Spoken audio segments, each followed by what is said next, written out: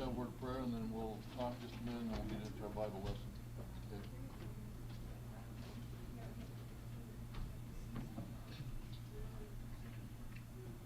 Okay, let's pray. Father, thank you for today, another day that we can give you glory and honor, and thank you for that opportunity.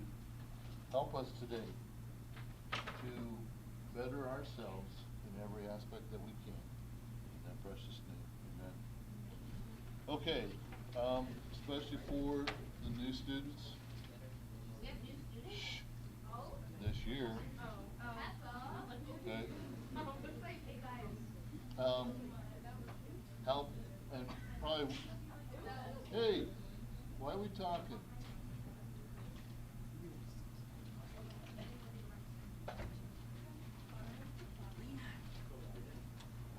Doug. Quiet. Lena. Ricky. Thank you. Okay, how Picture Day goes here at our school is we start with the younger kids, preschool, and then they just keep working up. So however, whenever they get done, then the secondary, high school, whatever, we just go grade by grade. Okay? So, please stop. So however long that takes, who knows? Generally we're done by noon. Okay? But depends.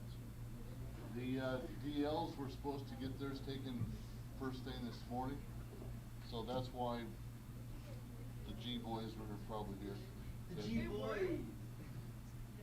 Okay, but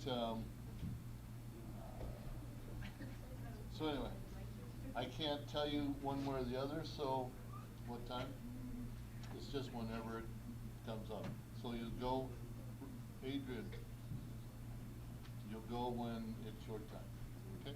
So avoid any extracurricular activity, basketball, messing up your faces, messing up your hair. Okay. Okay. DLs, I don't know if you are here with me today right now or not, or if you were shh, hey. Or if you are in transit, there's Giselle, that's good. If you're in transit, that's good too. So, welcome aboard on the CCS train to wisdom and knowledge of God. Okay, this is where we left off yesterday, talking about wisdom's actions, how they're illustrated in nature, and we talked about preparing, or the ant, thought and preparation, okay, and how we can apply that to our lives, and we prepare like an ant. How come I'm hearing conversations still going on? Please stop. Please have respect and stop.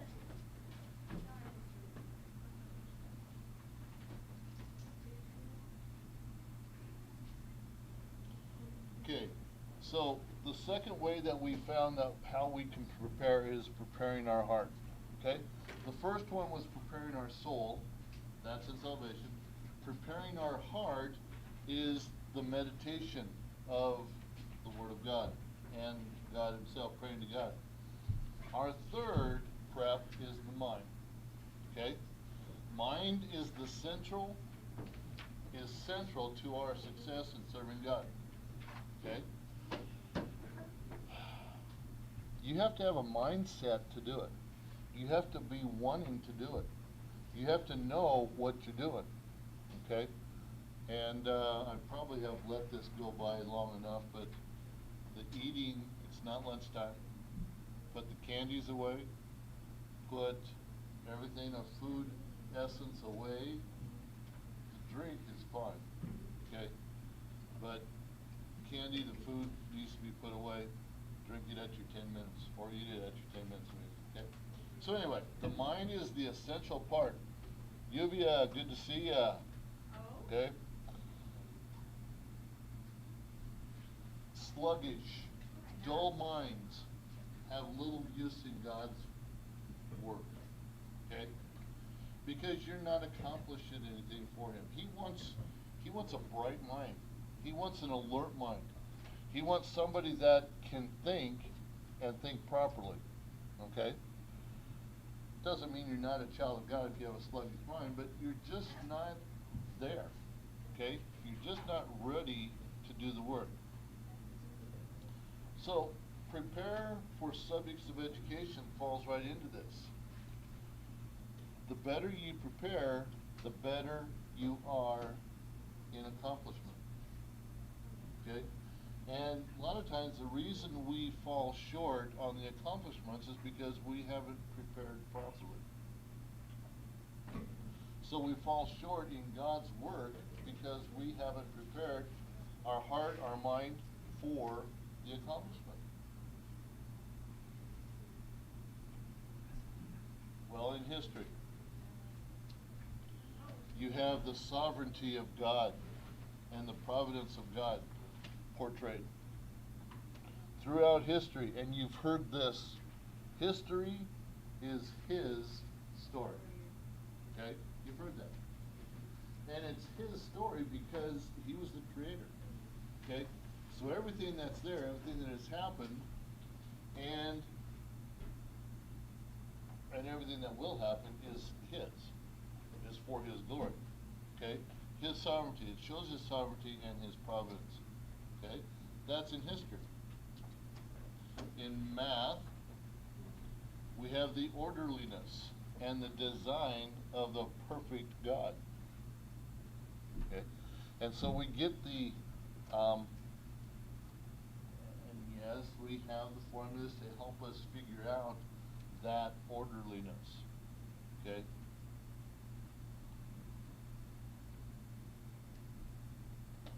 I knew I was going to forget. I kept this up because I was going to get my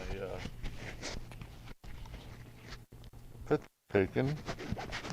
And I would have had to take a knife out there. Okay, DLs, I hope you can hear me now better.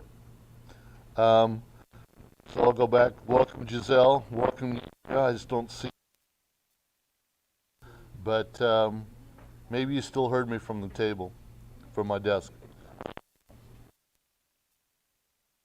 History, math, psychology. Sin on God's creation. Man has taken this to the realm that it's man's responsibility. Okay? The effects of sin on God's creation.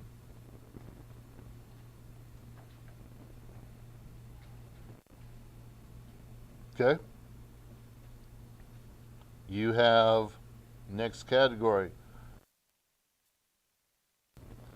That's the love and the care and the omniscience of God, as seen in the way he has provided for each creature and plant. Okay?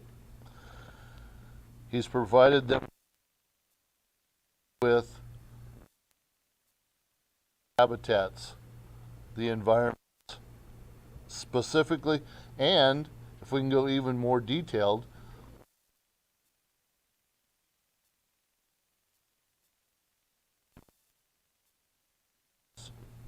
canines with their teeth.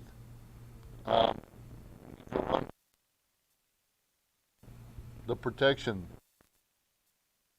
of the spine. Okay, their hair. Specifically for and science power of God in the laws of nature. And so that's why he has given Newton the brain to figure out the laws of nature. Okay? All the other scientists, the physicists that have thought through, come up with the formulas and the laws and everything that we can go on with and better ourselves because of what they've accomplished. So God has given us the wisdom and the power to do that. Grammar. Figuring out a best way to communicate. Okay? Nothing is more hard. Catch that? Nothing is more hard than to listen to someone that doesn't speak well. And I'm not trying to degrade that person, but it's really hard to listen to someone, okay, that doesn't speak well. Okay? And I think you come across this way, or you experience this too, and I'm not trying to be racist or anything. That knows English but doesn't know it fluently. For me, that doesn't know Spanish, okay, it's hard sometimes to listen to them because of the brokenness in their conversation. Okay? Well, not so much that, it's, I can't put it into specific words, but I think you know what I'm talking about. Okay? Um, a Hispanic that has talked Spanish all their life, okay, and then is trying to learn English, it's just hard to get in a dialect with them. Okay? And same way with all other nationalities and languages, okay? Okay. Shh. So that's all basically under the ant category. The second one is the coney. Shh.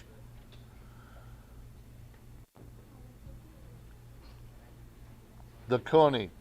Its weakness and security. I'm going to show you in a minute. A coney, or Syrian, it's a rabbit-like creature that lived in the rocks and dens of Palestine and Lebanon. So, it's basically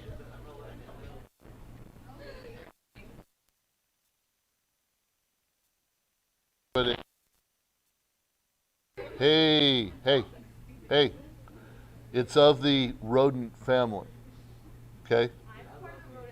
But this animal is what we're talking about. It realizes its feebleness and hides in the rocks for its defense. Okay, so it's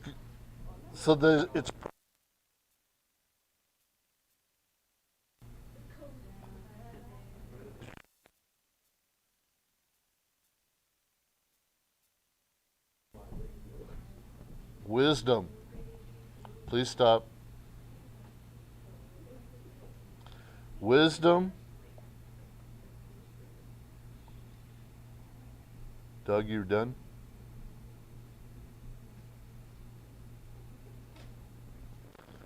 God gave the coney the wisdom, sense, to be able to know, and it's basically, I guess you could call it an instinct, to be able to know when to hide in the rocks, where to hide in the rocks, to avoid the predators. So if we can take the aspect from the conies, that the coney to hide from wrong for them, then why can't we as humans hide from what's wrong for us? Because of our weakness. Wisdom recognizes man's weakness without God. Without God, we are feeble. We are weak. We aren't able to do what we should do. We try all the time. We try always to do it without God. Okay?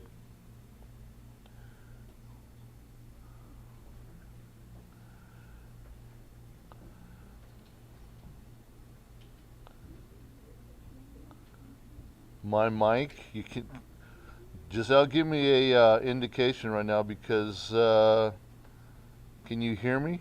Yes or no? Text me or whatever. Okay. Um, but I got everything. So I don't know what's going on. Okay. Anyway, it shows our weakness. Those who are truly wise recognize their sins, their helplessness, their hopelessness before God, and that they need God. As long as a man thinks he can make it without God, he is doomed for destruction. Okay? And that doom for destruction is the ultimate place. Okay? And that's hell. Wisdom also recognizes man's need for God's strength. Without God, we can do nothing. John 15:5. I am the vine, ye are the branches. He that abideth in me, and I in him, the same bringeth forth fruit. For without me, ye can do nothing. Okay? The tree. Okay?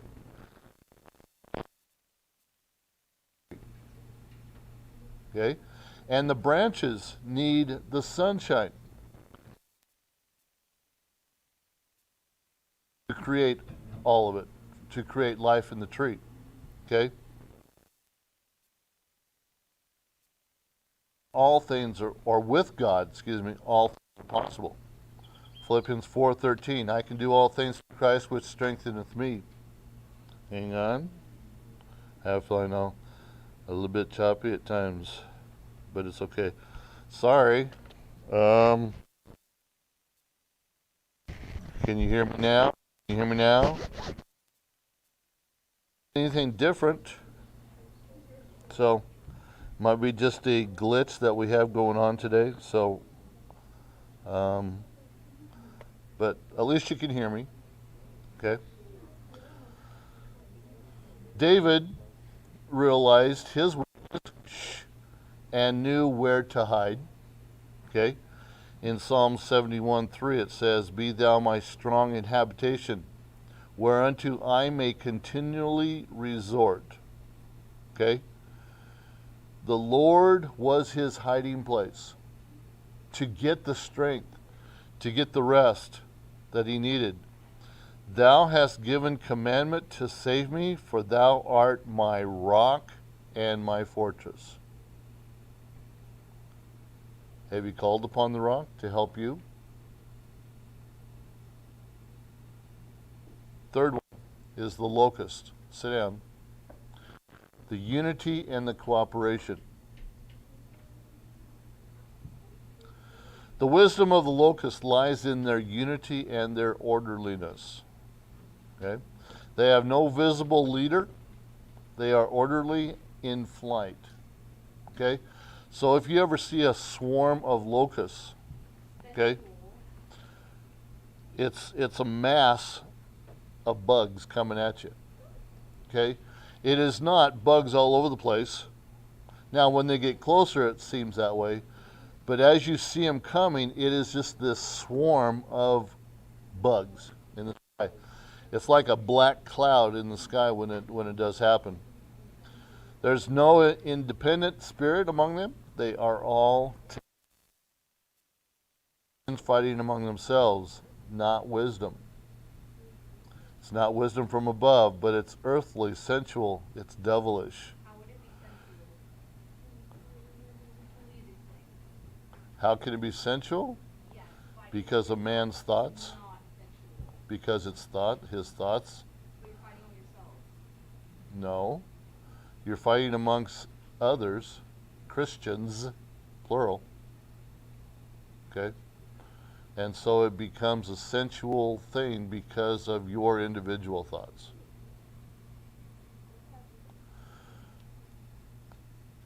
But where do we get the true wisdom? Wisdom comes from having peace. Okay? Peace of them that make peace. And where does it come from? It comes from God. The spider.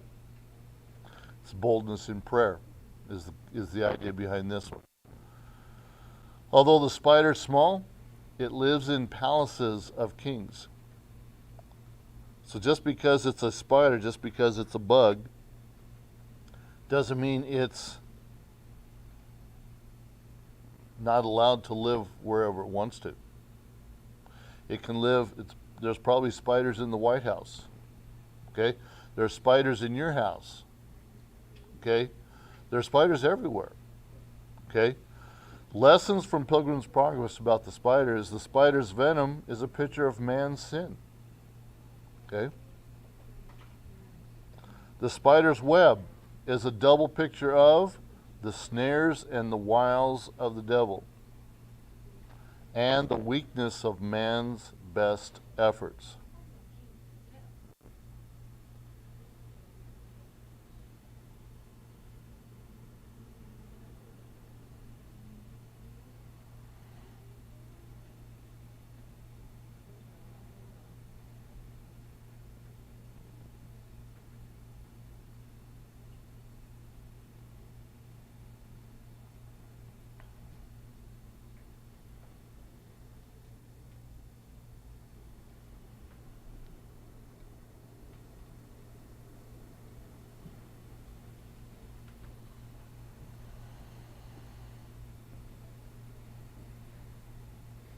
Okay, so a fly caught in a spider's web is the picture of man caught in sin. Caught in sin. A fly caught in a spider's web, 9.9999 times out of 10, it's not going to get out of that web. Okay? And that spider, when it hits it, is bite him, put the venom in him.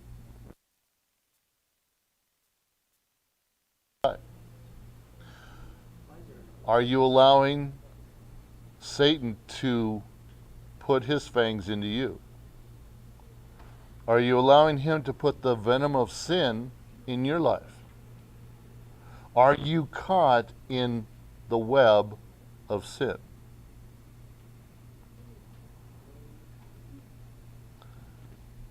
The spider in the palace is a picture of a sinner who, through Christ, can approach the throne of God and obtain mercy. Yeah, the palace is a nice place and probably is kept pretty clean. But that's not going to stop the spider getting in there.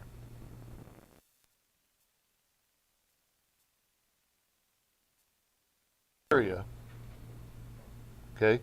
We can take that and put it as the throne, the picture of God, where God is like a palace for us as Christians. We can go to the palace. Okay? Sorry, those that are at home, I'm cutting you off on that. But let me go. It says, a sinner who, through Christ, can approach the throne of God and obtain the mercy. Okay, so the word that's cut off is through. Okay? So it's there. We can go to God. The palace of the Christian.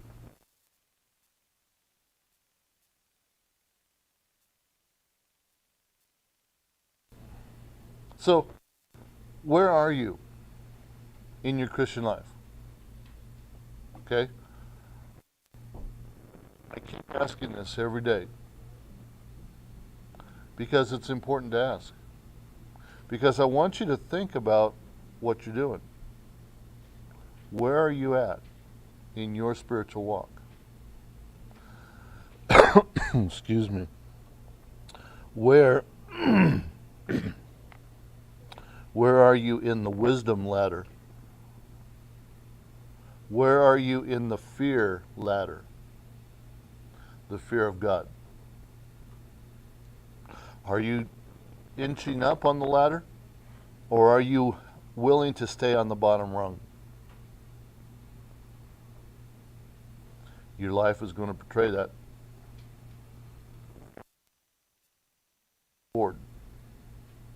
Okay? Do what you need to do. Okay, tomorrow we have verse quiz. I will have worksheet 5 for you tomorrow, and DLs, I'll make sure I send you a copy of that. So that's going to conclude today. Actually, I'm going to do. I'm not going to go online tomorrow, okay, just because we have the verse quiz. Because after the verse, we're done.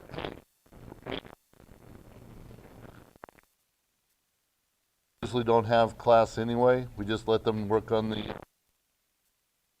Just make it final right now. I am not going to go. I'm not going to have online class tomorrow for Bible. So do your verse, and I'll send you the quiz. Get that done, or the worksheet. Get that done, and that'll be your time for tomorrow, okay?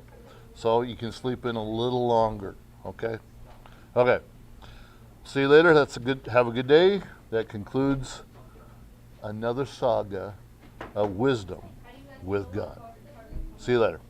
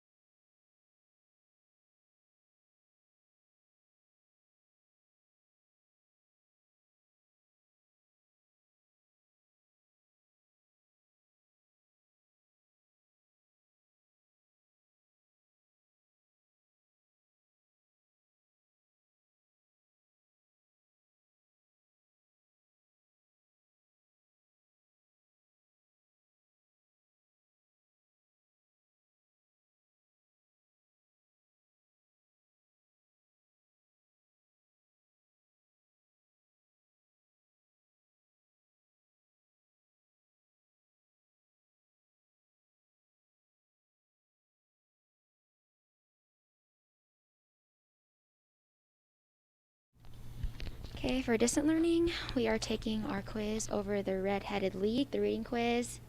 I think I sent it to Giselle and Andrew. Yuvia, I'll send that to you in a sec.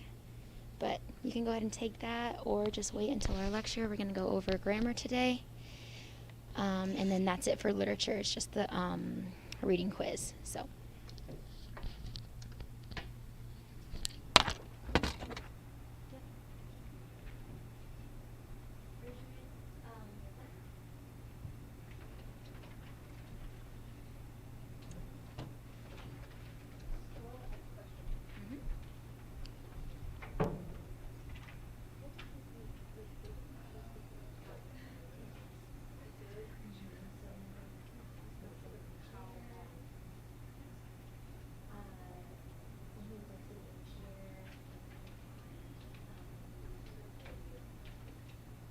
When he saw from the street, like he just needed this amount of time.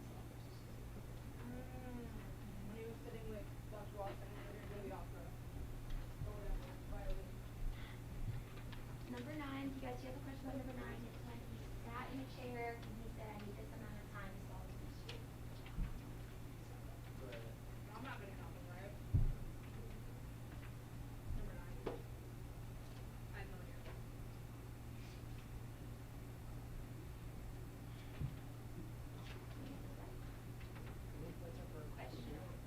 Huh? There's 10, so 500. Yep.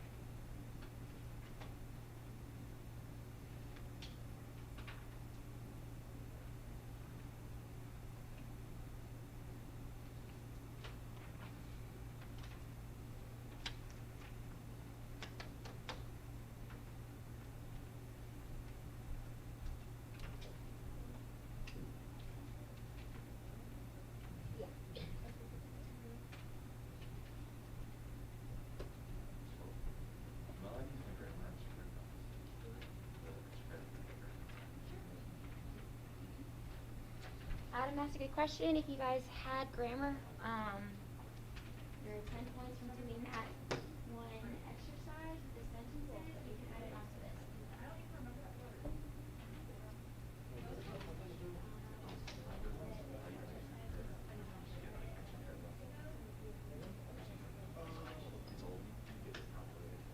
Nobody knows 9? I do.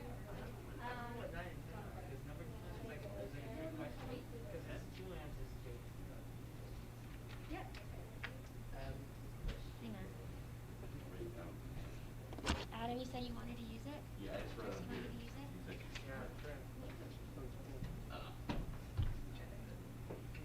Somebody else gets 9, right? I'm gonna be bad. I won't get wrong. Adam, do you still have your quiz? Sorry? Do you still have your quiz? Yeah. Maya, you wanted to use it? I know it.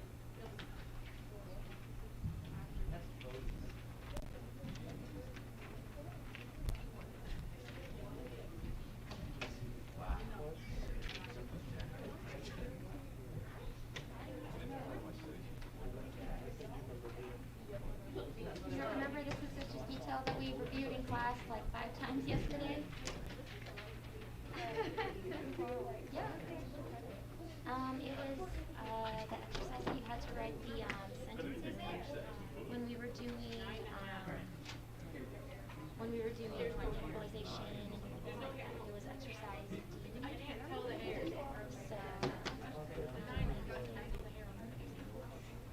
We'll go over that in a second.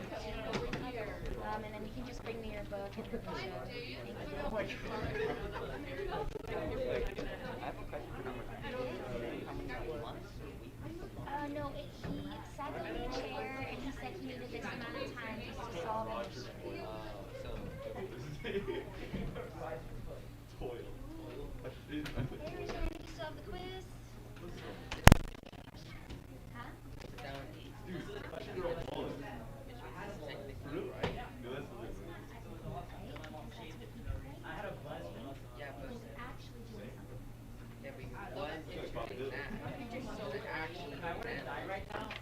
Big break. I don't know,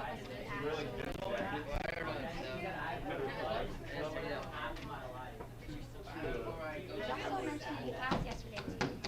I did. We did. And then no one knew the answers to the other ones, so I didn't want to give you guys so many answers, which is why I said to do that. Or study it again and then take it today. Is this the only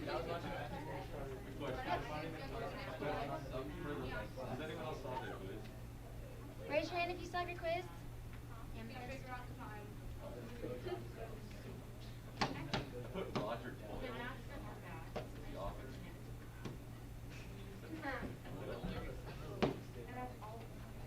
I'll take one off for spelling. I put sir something.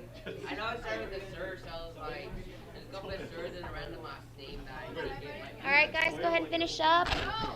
Finish up. They would put like sir. Okay, we'll put something and then come bring it to me and we have to move on.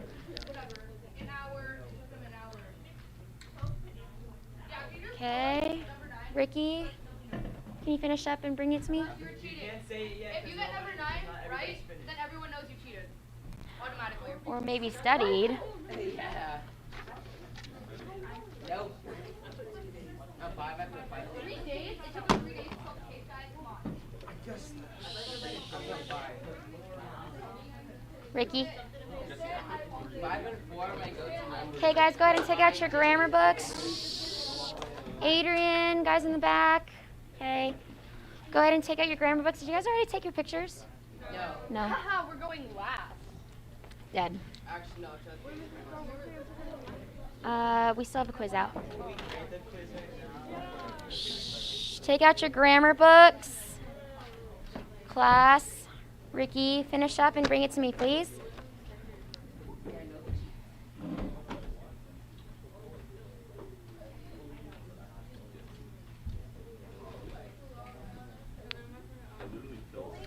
And turn to page, guys, Adrian.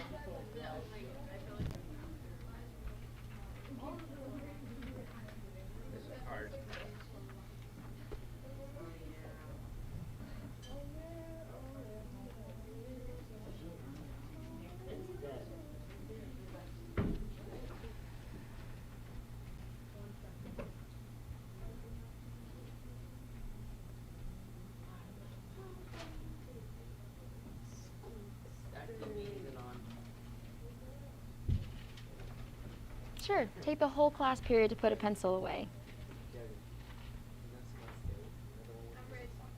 Okay, let's take out our grammar books, but while you're taking that out, let's go over the quiz, okay? Let's do that after grammar. I want you guys to do pages. What if I was 5 minutes off of my answer? Shh, okay, let's do page 58, okay? Tomorrow, I know we said that we will have a quiz, but I'm going to let you guys do that as a worksheet, okay? But that still needs to be turned in tomorrow. So what that means is I'll pass out quiz 4. You will be able to look in your books at the answers, and then for extra credit, since everyone's asking for extra credit, you can put the rule of the sentence next to it, and then I'll add that to the score or a different score that you guys want, okay? So, quiz 4 will be used as a worksheet tomorrow. It is over quotation marks, apostrophes, dashes, and parentheses, okay? And then you do have a test on Wednesday over units 5 through 7, okay? So pages 58 and 59 are review exercises, okay? Tomorrow's a quiz used as a worksheet. Wednesday is your grammar test. It is over units 5 through 7. It is a review of units 1 through 4. So there will be some capitalization, there will be some manuscript, okay? But this will be mostly over units 5 through 7, which would be apostrophes, dashes, parentheses, hyphens, quotation marks, different things like that, okay? Then, all right, in literature, okay, tomorrow we'll finish out the unit. Okay, you will have a quiz over pages 57 to 63. That's the last quiz in this unit on Monday. not the last quiz, but the quiz before we finish out the unit. Sorry about that. But it'll be the last quiz we'll review on Monday, but make sure you guys are studying. It is over pages 57 to 63. Okay, so that will be on Monday. Okay, don't rely on my review. Make sure you guys are studying. That will be over the story of the inspiration of Mr. Bud. Okay, that is tonight's homework for literature, is to read pages 57 to 63. Okay, we'll discuss it in class tomorrow, but we will have a quiz on that on Monday. Yes, Adam? Page 57 to 63, the inspiration of Mr. Bud. That quiz is on Monday. That is your homework for tonight. We will discuss in class tomorrow, then take the quiz on Monday, okay? Then you have your vocab quiz on Tuesday, quiz 3A, okay? Vocab quiz on Tuesday, 3A. So Monday is literature quiz over pages 57 to 63. Okay, that is tonight's homework. We will discuss this in class tomorrow and then take the quiz on Monday. Tomorrow is the quiz for you as a worksheet. Your test is on Wednesday for grammar. And then quiz on Tuesday over list 3A in vocab. Okay, we didn't have a literature or a vocab quiz this week, so that'll be on Tuesday. All right, go ahead and turn to page number 58 in your grammar books tonight for homework. You are to do exercise A, okay? This is capitalization and manuscript form, just to get you guys back into those rules. Page 58 in your grammar books, exercise A, okay? And then for those of you in distance learning, let me know if you can hear me, just so that I know you guys are able to. Okay, and then on page 58, exercise A, that's 1 through 6. You are crossing out each incorrect small letter, and then you're correcting it to the capital letter. Number 2, cross out any errors in manuscript form. So that means, are you spelling things out rather than using numbers? Are you abbreviating words rather than spelling them out? Different things like that, okay? Make sure you guys study your rules on those. That'll be tonight, exercise A. Okay? And then tomorrow you can do B and C, the odds, but I'll assign that tomorrow. But if you guys want to get a head start on that, you can. And C tomorrow.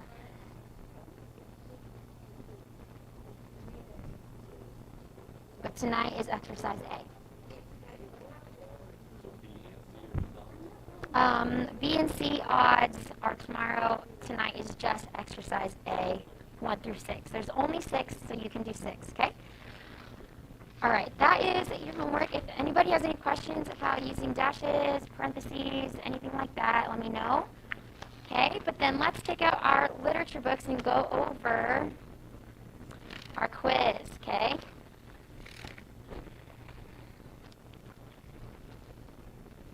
Turn to the Red-Headed League in your books.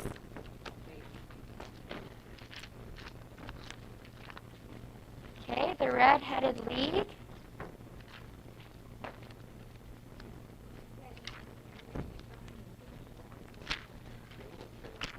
All right, so who is the author who created the memorable character Sherlock Holmes, class?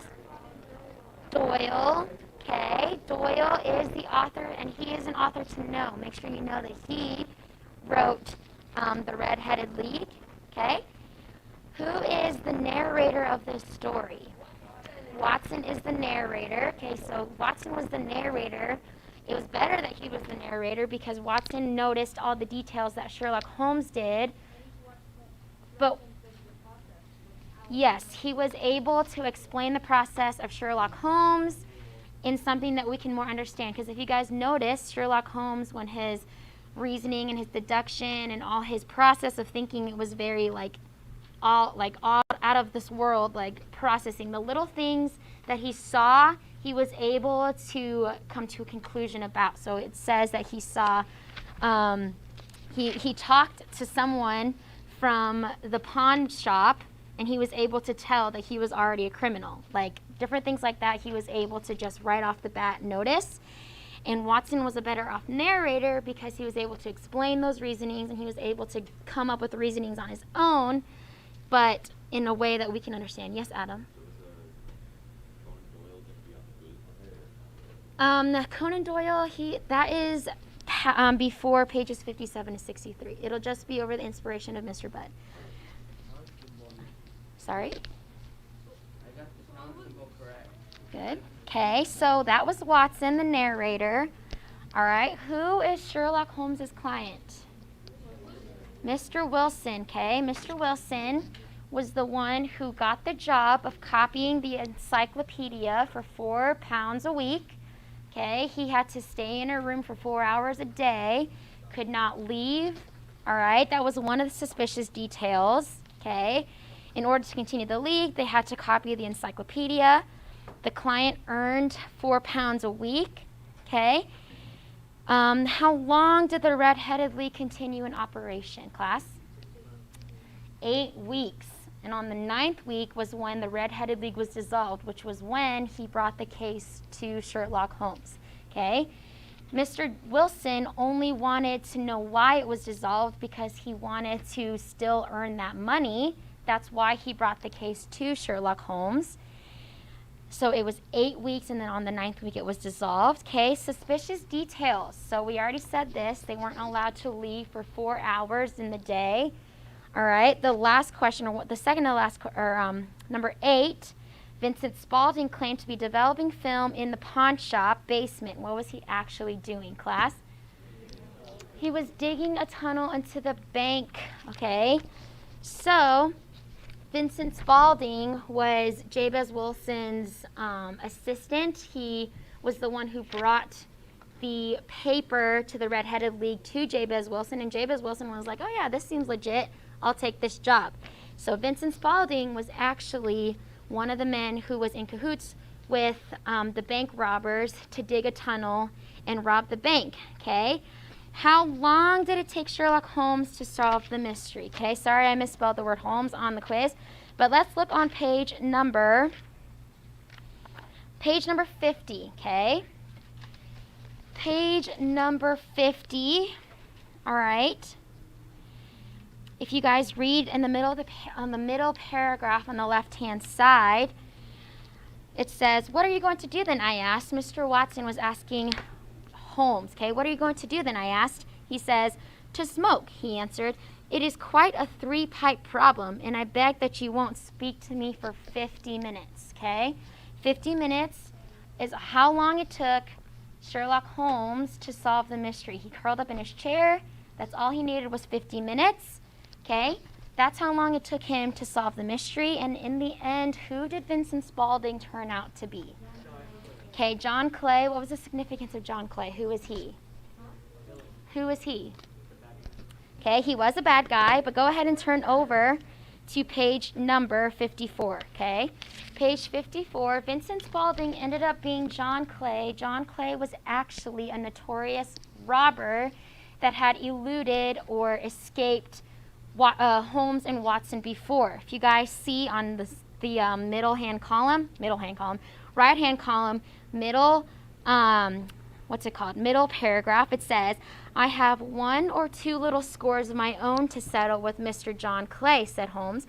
"I have been at small expense over this matter, which I expect the bank to refund, but beyond that I am amply repaid by having an experience which is in many ways unique and by hearing the very remarkable narrative of the Red-Headed League." So before, Mr. John Clay actually ran into Sherlock Holmes, and they had an encounter before, so that's who John Clay turned out to be, or Vincent Spaulding turned out to be, okay? That is the mystery of the Red-Headed League. It's crazy that it took Sherlock Holmes only 50 minutes to solve the mystery, whereas I feel like it would take lots of people 3 days or even months to solve this, especially if there were different characters that didn't claim to be, that who weren't who they claimed to be. So that is the mystery. Remember that mystery and suspense, okay, was created by Edgar Allan Poe, but it was developed by Arthur Conan Doyle with Sherlock Holmes, okay? We said that Sherlock Holmes is the most famous literary detective, and a lot of stories were a lot of detectives were modeled after Sherlock Holmes, okay? So tonight for homework, you're to read pages 57 to 63, The Inspiration of Mr. Budd. Okay, this is by Dorothy L. Sayers. Okay, The Inspiration of Mr. Budd by Dorothy L. Sayers. That is your homework for tonight, pages 57 to 63. We will discuss this tomorrow. Please come prepared for discussion, okay? And then, sorry? Yes, I'm not going to give you the answers, okay? Some of you guys need to find these answers for yourself and be able to have a discussion within class, because not every teacher from here on out is going to give you all the answers to quizzes, so I'm going to help you try to develop that reasoning and that thinking, okay? So tonight is pages 57 to 63. Does anybody have any questions? Okay. Did anybody miss the homework assignments? Did anybody miss the quiz announcements and test announcements? All right, awesome. Okay, so you guys are able to work on exercise A in grammar. But make sure, actually, let's review our vocab words. Okay, tonight for homework is number 7 through 12, 2 times. Okay, I was grading some of your guys' homework the other night, or last night, okay? Make sure you guys are writing the definitions and the words 2 times, okay? Don't just write the word 2 times and the definitions once, all right? I'm checking those. Some of you guys got points docked off for that. But make sure you guys are doing those. These will help you in the long run to help you on the quiz. If I can find those. Oh, they're right here. Okay? And then some of you wrote the words from list 3A. So make sure we are doing the vocab words. So tonight for homework is number 7 through 12, 2 times. Okay, let's go over number 7 through 12 in your vocab. Go to page or list 3, 7 through 12, okay? I'm going to say the word. You need to say the definitions after, all right? Open your vocab words. Put the magic cards away.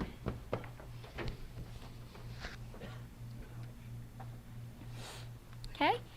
Number 7, what does assert mean?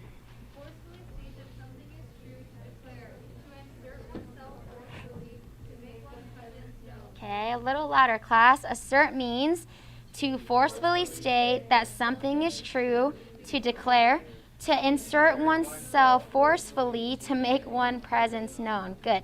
What does elicit mean, class? Okay, to draw out or forth, to bring to light. Number 9, exonerate. Good. To officially pronounce someone to be innocent of an accused offense. What does extol mean? Good. To praise highly, to exalt, to glorify. What does extort mean? To obtain money illegally or through pressure. Okay, number 12, extricate. What was that, class? Good. To free from entanglement, disengage, liberate. Okay, look over at list 3A. Okay, your spelling list. I think we discussed this, but everyone look at these words. Okay, these words are illustrating rule number 4. Okay, rule number 4, if you guys look on page number 4, it is in adding a suffix to a word ending in silent E, retain the E if the suffix begins with a consonant, but drop the E if the suffix begins with a vowel. Okay, so suffixes, okay, you guys should know by now what suffixes are because we've been practicing roots, prefixes, and suffixes. Okay, suffixes, if it's ending in a vowel, like ED, okay, you drop the consonant, you drop the vowel before the consonant if it's, or the suffix if it's ending in ED. Okay, this is a vowel. If it's ending in or beginning in a consonant, okay, you would keep the ending vowel, all right? Can those of you guys over there, can you guys see? Derek, Jaden, okay. Guys, look at your examples on list number 4, okay, or rule number 4. All right, rule number 4.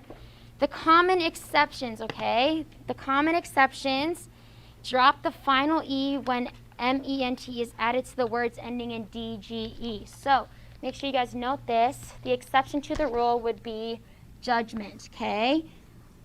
If it was according to the rule, you would include E, okay? But since this word is ending in DGE, sorry guys, okay, since this word is ending in DGE, the exception to the rule would be to remove the E, becoming judgment, okay? Without the E. That is the exception to the rule. Same thing with the word acknowledgement, okay? Make sure you guys know that. Acknowledgement, that does not have the letter E in there because it is an exception to the rule. For those of you who don't, who on our list, with the asterisk, okay, those words are exceptions to the rule. So in any other case, you would keep the E if it's ending in, or it's beginning with an M or a consonant, and your word is ending with a vowel, you would keep it. But if your word is ending with a vowel and it has DGE and you're adding ment, you can keep or get rid of the E in that word, okay? So those are exceptions to the rule. Same thing with argument, okay? I know that doesn't end with DGE, but argument is an exception to the rule. Normally, you would keep the E, A-R-G-U-E-M-E-N-T, because it is ending in a vowel, and the suffix is beginning with a consonant. However, this is an exception to the rule. So you would remove the E on the end, and then just add the M-E-N-T, okay? Does anybody have any questions?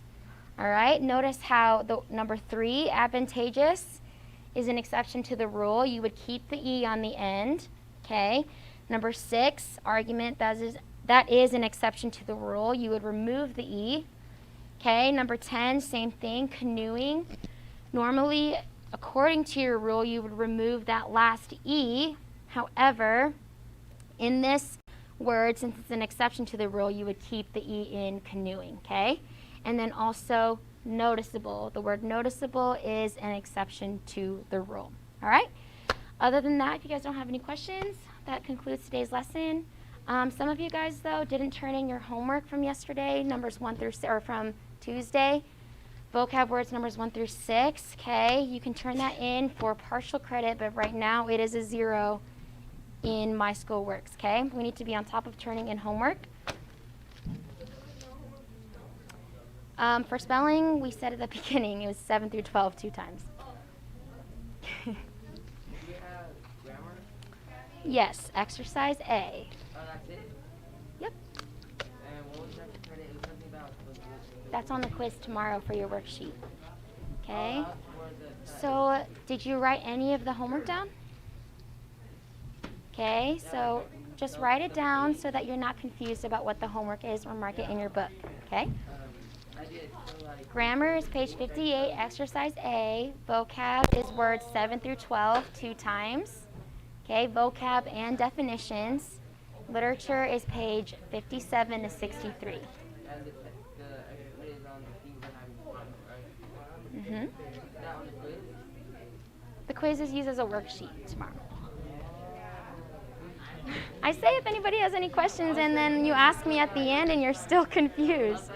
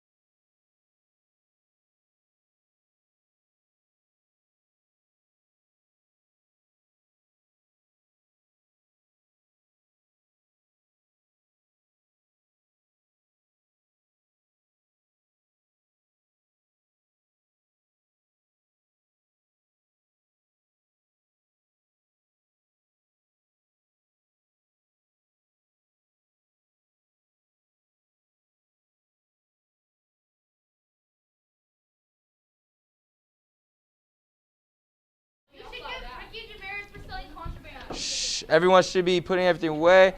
Welcome, distant learners, to class. We're going to jump right into our notes where we left off.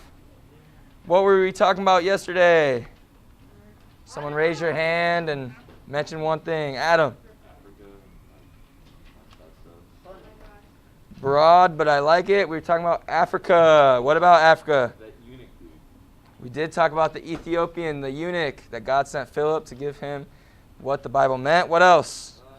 The Queen of Sheba and Frumentius. Okay, we did learn about the Queen of Sheba because she went to see who?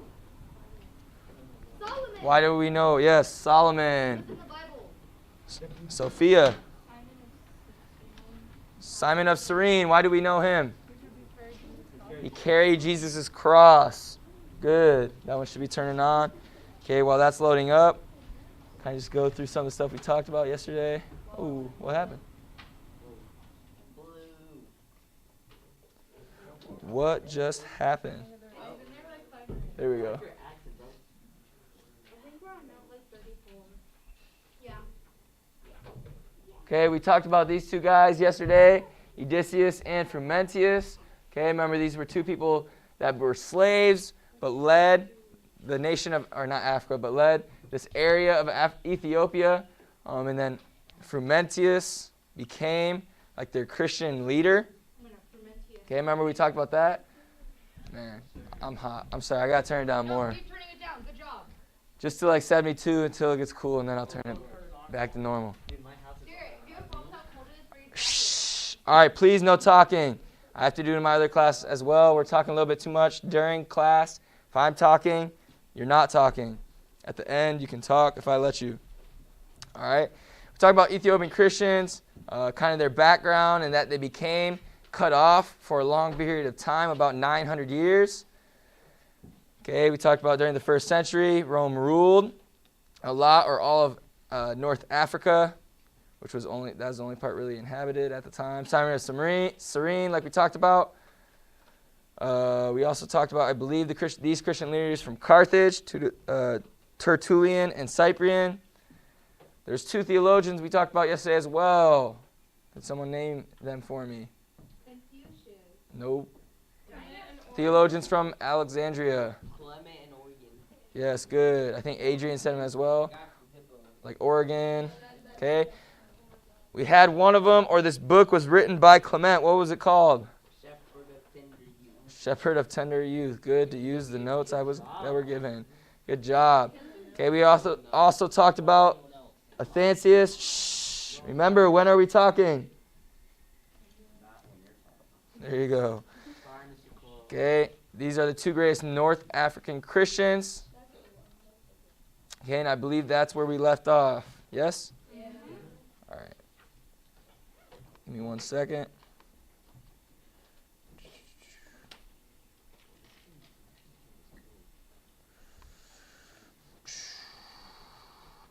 Sorry, give me 1 second, guys. The slides just went away.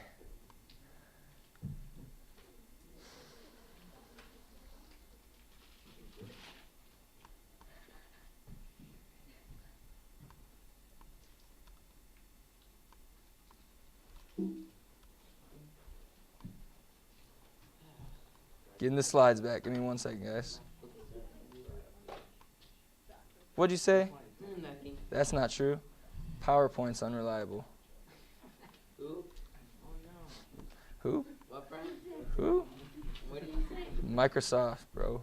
Microsoft is better. Oh no. Bro. Bro. All right, here we go. A Dell computer is better than a MacBook. There we go. Okay, we're starting with Athanasius.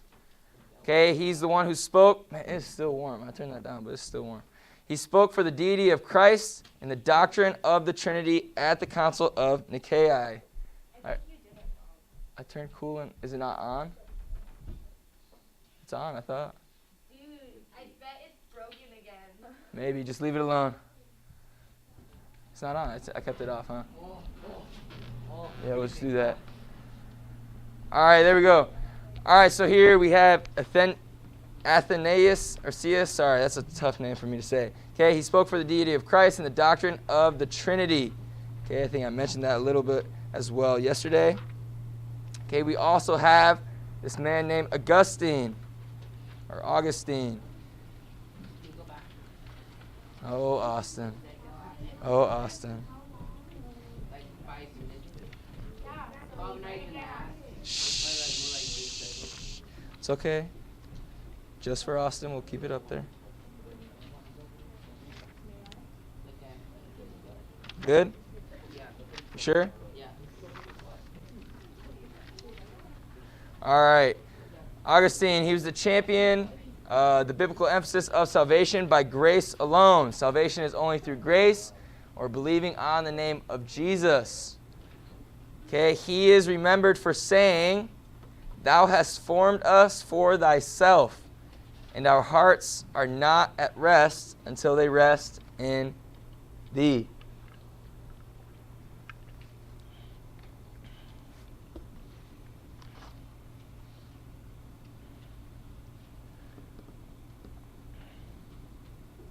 Okay, this is some stuff dealing with the religion. Remember early Christianity in North Africa.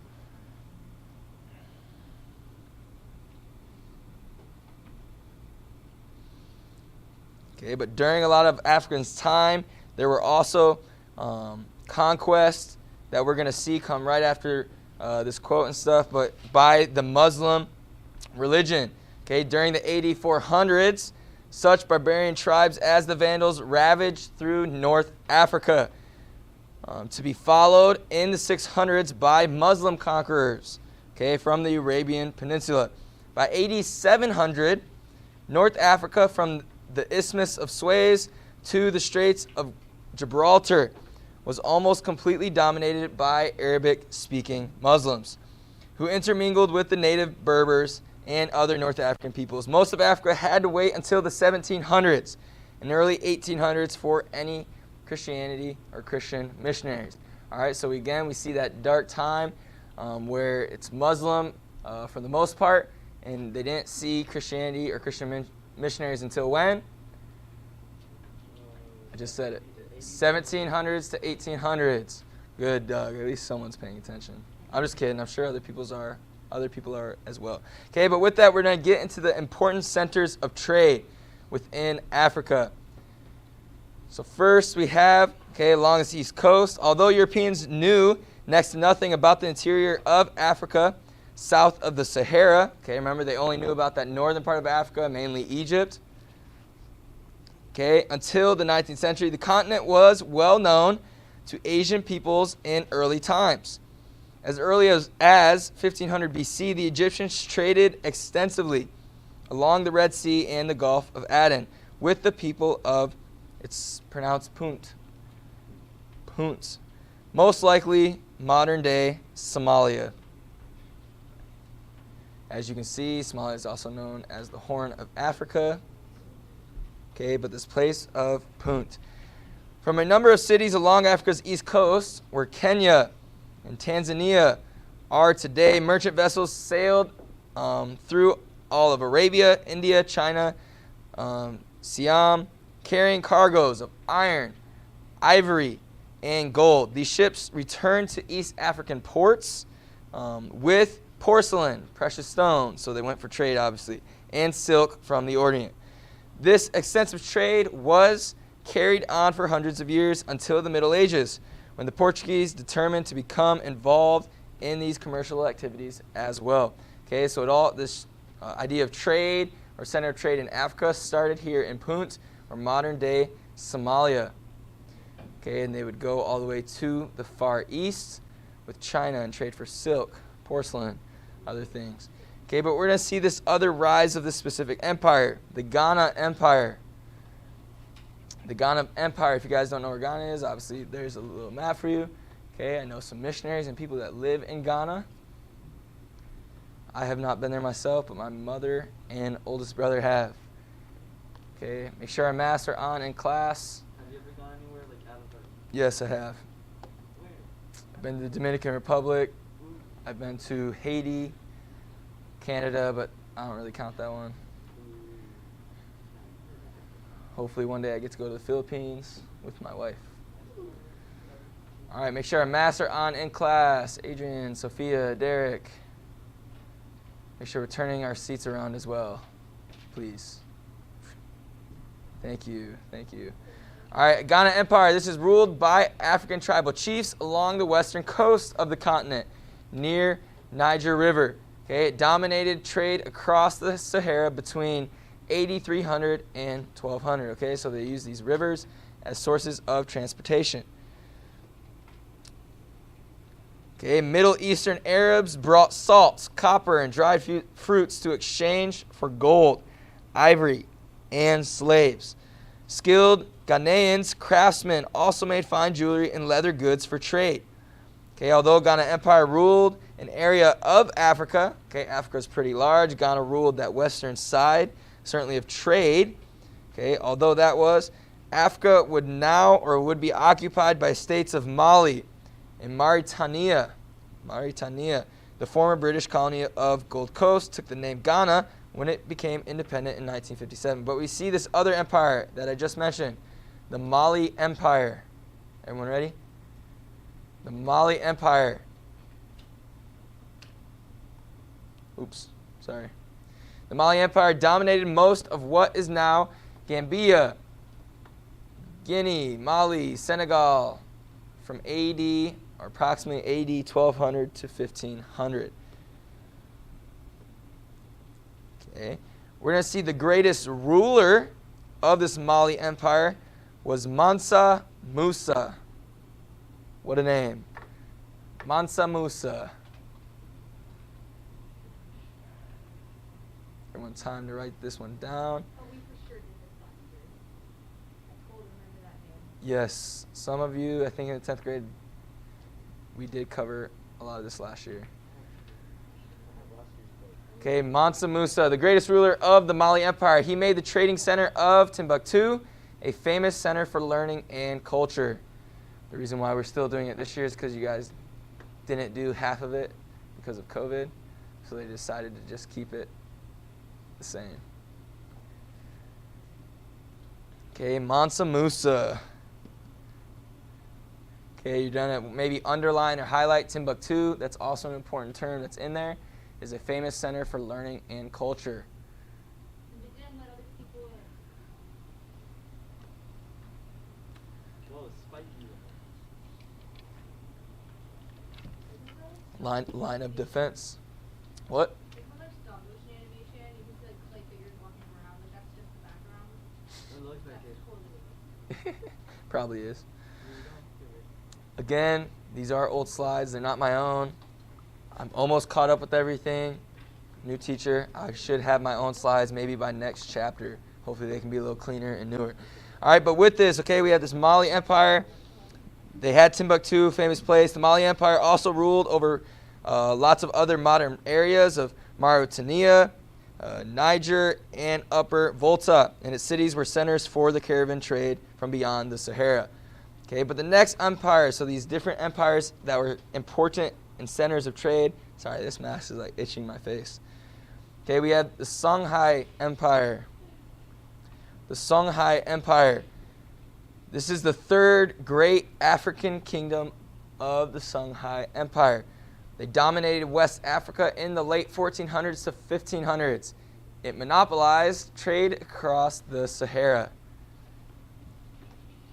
Okay, from its capital on the Niger River, the Songhai Empire ruled over parts of the present-day Nigeria, Gambia, Guinea, Mali, Mauritania. Okay, they kind of just took over what the other empires had. Okay, by monopolizing trade across the Sahara, the rulers of Songhai, especially a specific ruler. Does everyone have this one? We're good? Okay, so someone we need to know in the Songhai Empire is Askia the Great. Askia the Great. He is one of the Songhai's rulers. Okay, he possessed more power and wealth than any other West African ruler.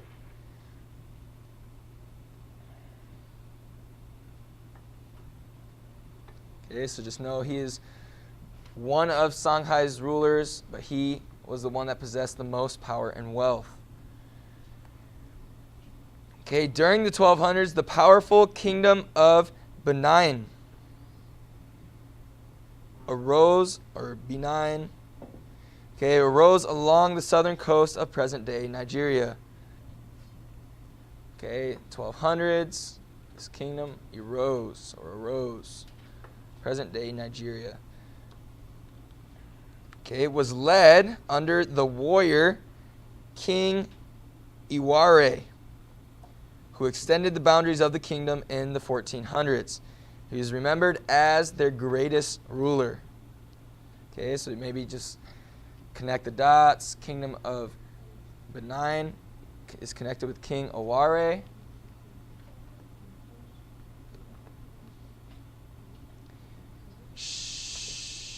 The people of Benin carried on an active trade with the Sudanese and developed a distinctive style of art cast in bronze. The surviving panels are among the most valuable treasures of African culture today. Okay, this is going to lead us to our next kingdom, which is more south. We're getting out of the western region. But more south, we have the Kingdom of Congo, which is the largest Central African kingdom from the 1400s until the 1700s. Okay, within this kingdom, we see two different southern empires. Okay, I'm going to struggle saying these, so don't judge me, please.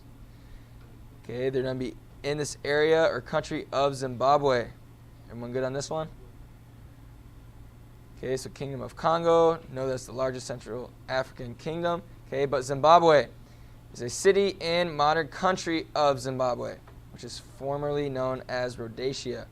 Okay, that was the capital of the two southern empires, which is Mawana Mutapa and Changamin. That's what I'm saying. I don't know if it's right. Mawana Mutapa and Changamin. It's kind of, yeah, it's just W. But Wana Mutapa and Changamin.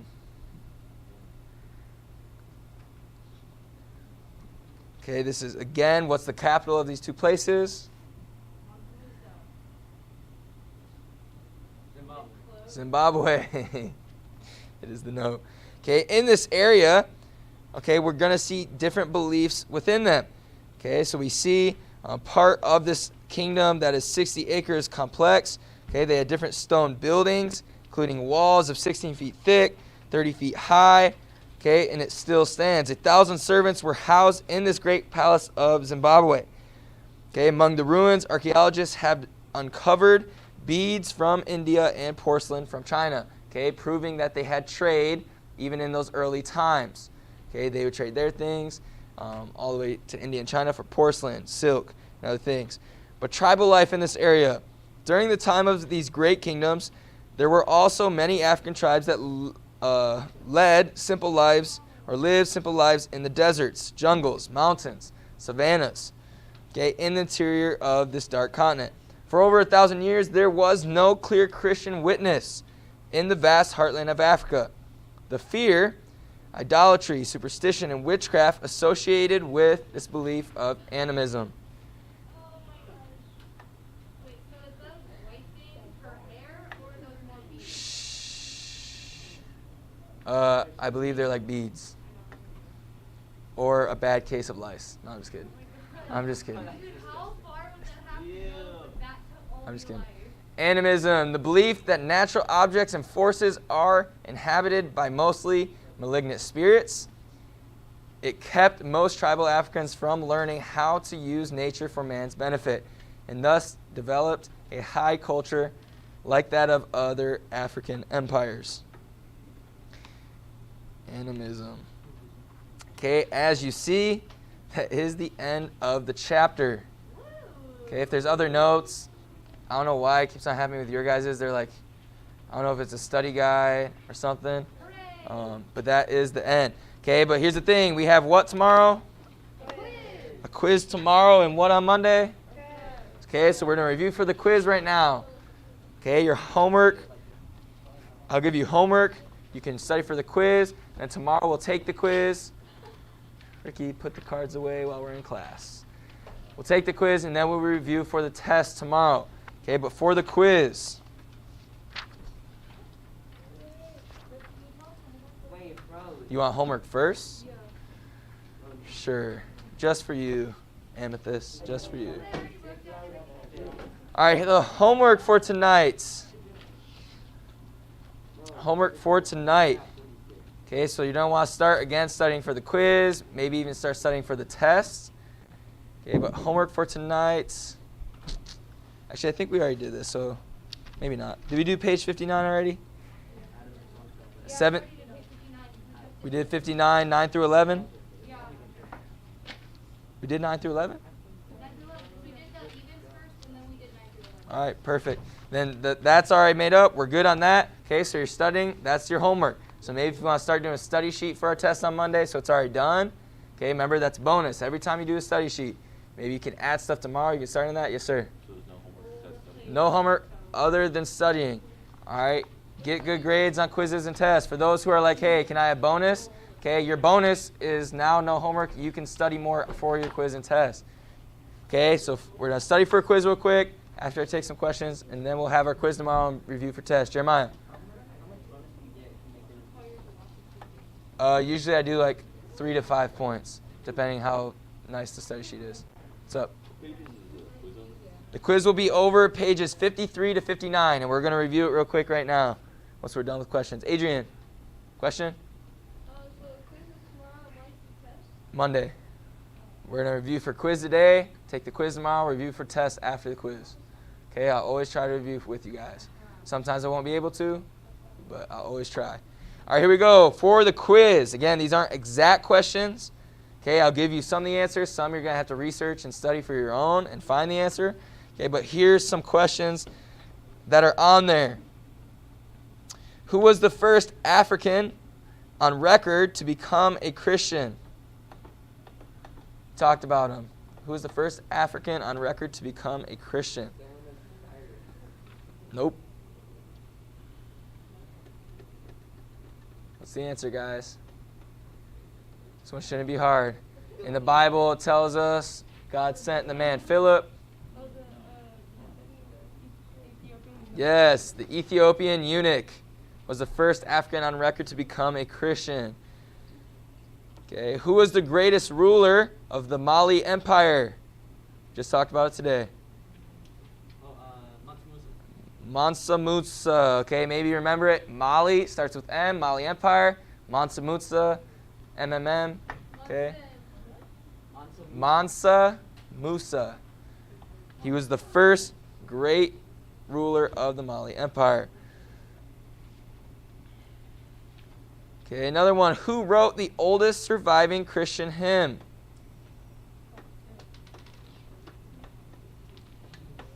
Come on, I'm not just going to give you the answers. If no one's done work for it, I'm just going to let you guys study, and we'll do the quiz tomorrow. Who is it? It's Clement. What was it? What was the hymn? Shepherd of the Tender Youth. Shepherd of the Tender Youth. Thank you. All right, another question. What kingdom was the greatest? Derek, turn around. During class. What kingdom was the greatest ancient civilization in Africa's interior?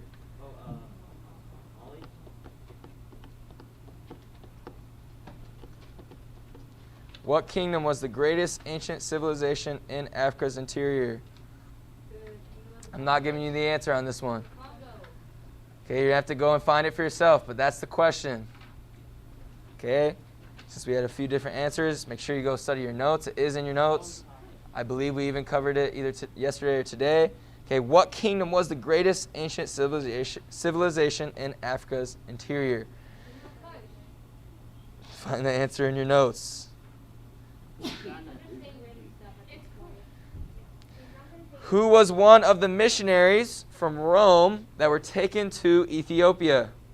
Okay, there's two of them. Say it again. Okay, so know both of them.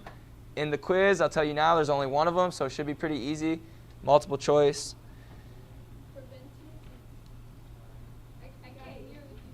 You're good. Frumentius and it's like Edemesis or Edemus. I can't remember exactly what it is. From Rome. Remember, they became slaves, and then Frumentius, and the other one, Odysseus or something like that.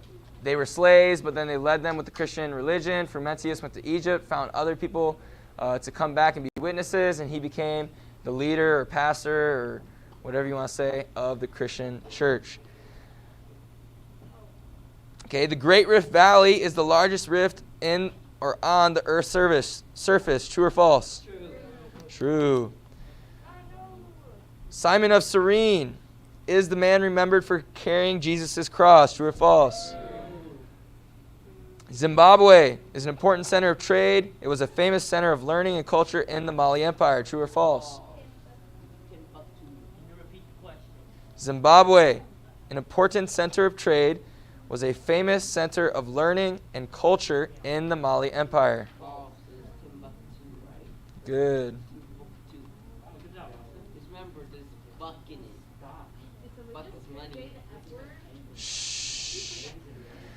Shintoism is the belief that natural objects and forces are inhabited by mostly malignant spirits. False. What is it? Animism. Lake Tanganyika is Africa's largest lake and is the source of the Nile River. False. Lake Victoria. Okay, I gave you guys basically everything you need to know on there. 1 or 2 questions you have to go study yourself. Again, I try to help you as much as I can. I won't always give this much help, but sometimes I will. But I always try to review a little bit. All right, any questions? Sir? What was the last one? The last one was talking about animism. By what I'm sensing, you're having a good day. Any other questions pertaining to history? All right, distant learners, if you guys have any questions, let me know. Just text me something. I'll get back to you guys as quick as I can. If I haven't sent that quiz to you already, I'll send it to you today. I hope you guys are doing well. Hopefully you can come in class in person shortly as we can get close to you. But we'll be done for today. Quiz tomorrow. We'll review for test tomorrow as well.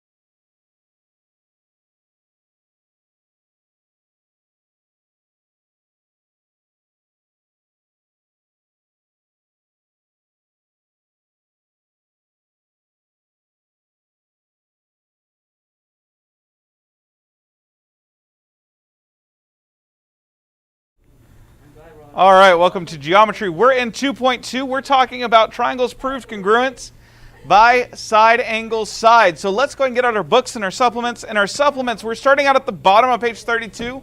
We'll shortly be on page 33. And then in our textbooks, we're on page 48. Oh yeah, we have a quiz today. Oh my god! They're constructions. They're not hard. We don't care. Does it look like we want to waste our time? All right, quiet down. Quiet down. Let's get started on our quiz. Now, I did not send distance learners. Distance learners, give me just a minute.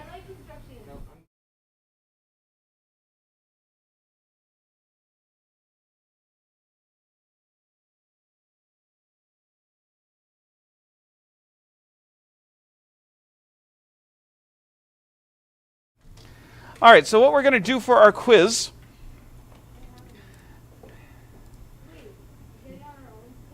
Yes, you're getting out your own paper. Graph paper, doesn't matter. Could be just regular paper. Let me go through and give you guys your questions. So if you're a distance learner, just do this on separate paper. Or if you're in class, just do this on separate paper. I'm just going to tell you guys. Oh, rats, I really can't. Well, I was hoping I could just say construct this. All right, here's what we're going to do. Tomorrow will be the quiz. Hey, listen up.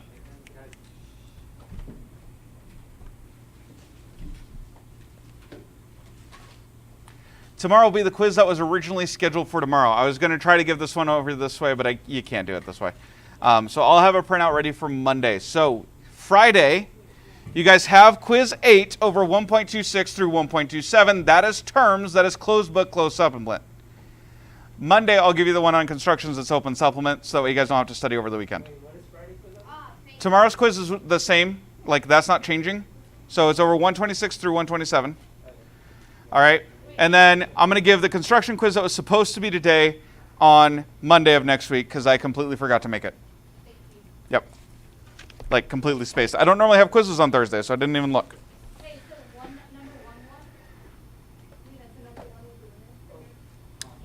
All right, so let's get out our supplements. Let's get out our textbook. We're on 2.2. We're dealing with triangles proved congruent by side angle side.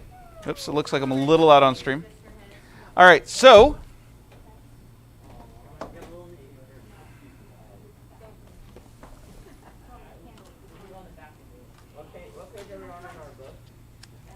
again, in your book, we're on page 48. In your supplement, we're on page 32.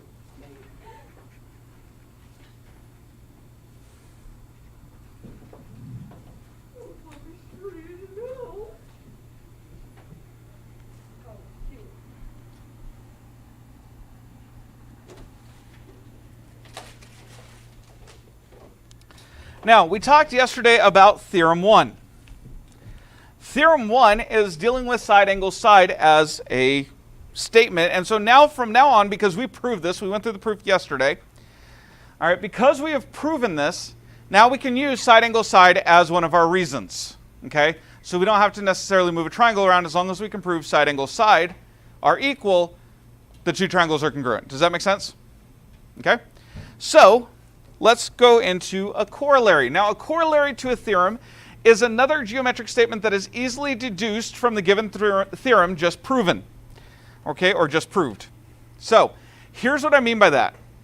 A lot of times, if I just take the proof one or two more steps, I can get to another conclusion. And so instead of making those separate theorems, we'll make them corollaries, or sub-theorems, if you will. Okay, so we use the term corollary. So corollaries will always be the number of the theorem dot the number of the corollary. Does that make sense? Okay, so corollary 1.1 says, okay, because corollary, first one says it's from theorem 1. The second one says this is my first corollary from theorem 1. Does that make sense? The wording on this is so confusing. Just give me a minute. Okay, so two right angles, it'll make more sense as we go. Okay, two right angles are congruent if the two legs of one triangle are equal respectively to the two legs of the other. Okay, and we call this leg. All right, so if we have a right triangle, so I'm given right triangles ABC and DEF with AC equal to DF and AB equal to DE and right angles at A and D. And we're to prove these two triangles equal. So If you will, please look in your supplement on page 33. We can see the proof. You'll notice it's extremely short. Because all I need to do is state one thing and boom, it's proven. Okay, so my given. Well, okay, I got my given too. So given, I just copied and pasted. Okay, given. Number 2, angle A must equal angle D because all right angles are equal. Is there any argument there? No. Well, now I have been given 2 sets of sides equal, and I just proved the included angles equal. So by side, angle, side, the 2 triangles are congruent. Done. Okay. Side, angle, side. Oh, wait, remember we talked about this because it can't be any other way because then it would still look kind of. Yeah, we're moving on. Okay. Now, there is one more reason. Listen up. There is one more principle that you need to be aware of, and that is CPCTE. That is shorthand in geometry to say that corresponding parts of congruent triangles are equal. So if I am given congruent triangles, then their corresponding parts must be equal. So if I am told this triangle is equal to this triangle, I can then state that any 2 corresponding parts are equal and just say CPCTE is my reason. Again, much less writing. Also, one thing, thanks for putting that in our book. Yeah. Like, I was not ready to write that down. All right, so exercise 2.2. Very quickly, this book mentions this. Things with a star will probably come up again. Okay, either as a reason or as something. Okay, it'll probably be a reason and a proof later. Okay, so stars are we have to do. Check marks are a good idea to do.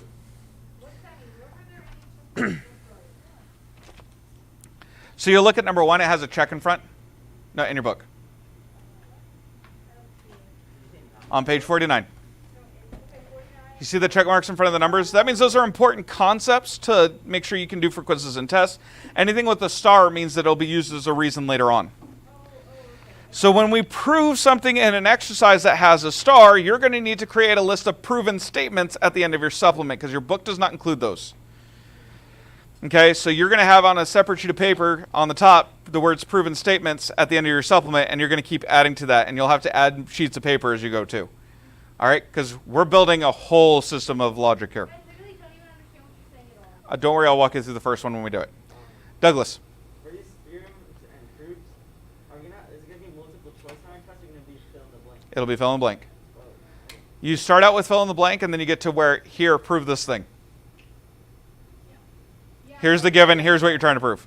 At the end of All right. supplement right now, the pages we have, it has things like that. So you don't see it. Yeah. All right, so for right now, exercise 2.2, number 1, what are the 2 points referred to in reason 5 for the proof of theorem 1? So let's look at the proof of theorem 1, reason 5. It says, through 2 points, one and only one straight line can be drawn. So what 2 points am I talking about?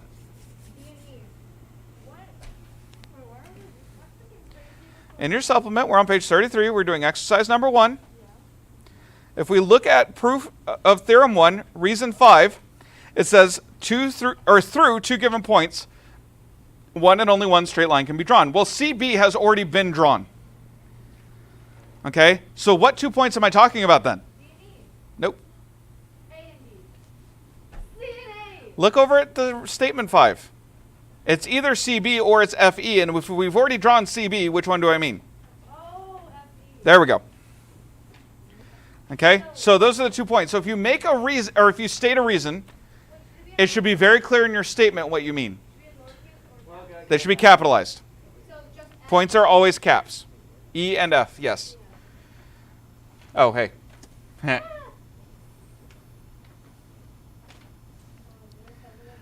sort of getting this at the same time. It gets better as you go. You start out very confused. That's just the nature of it. And you just kind of have to hold on and it'll click. Just keep trying, okay? I have no other solution to proofs other than you keep struggling until you get it. Yeah, I've asked most of the teachers and proofs are the worst. Once you get them, they can be a lot of fun. Okay, moving on. Of course, that's coming from a math teacher, so take that with a grain of salt. All right. Exercise number 2. Name all the equal parts of the triangles in theorem 1. You should end up with 6. Go. Nope. So you're quietly doing that. You should end up, just as a hint, you should end up with 3 pairs of angles, 3 pairs of sides. Okay? So you guys are working on that for now, and I'll come back here with the answers in just a second.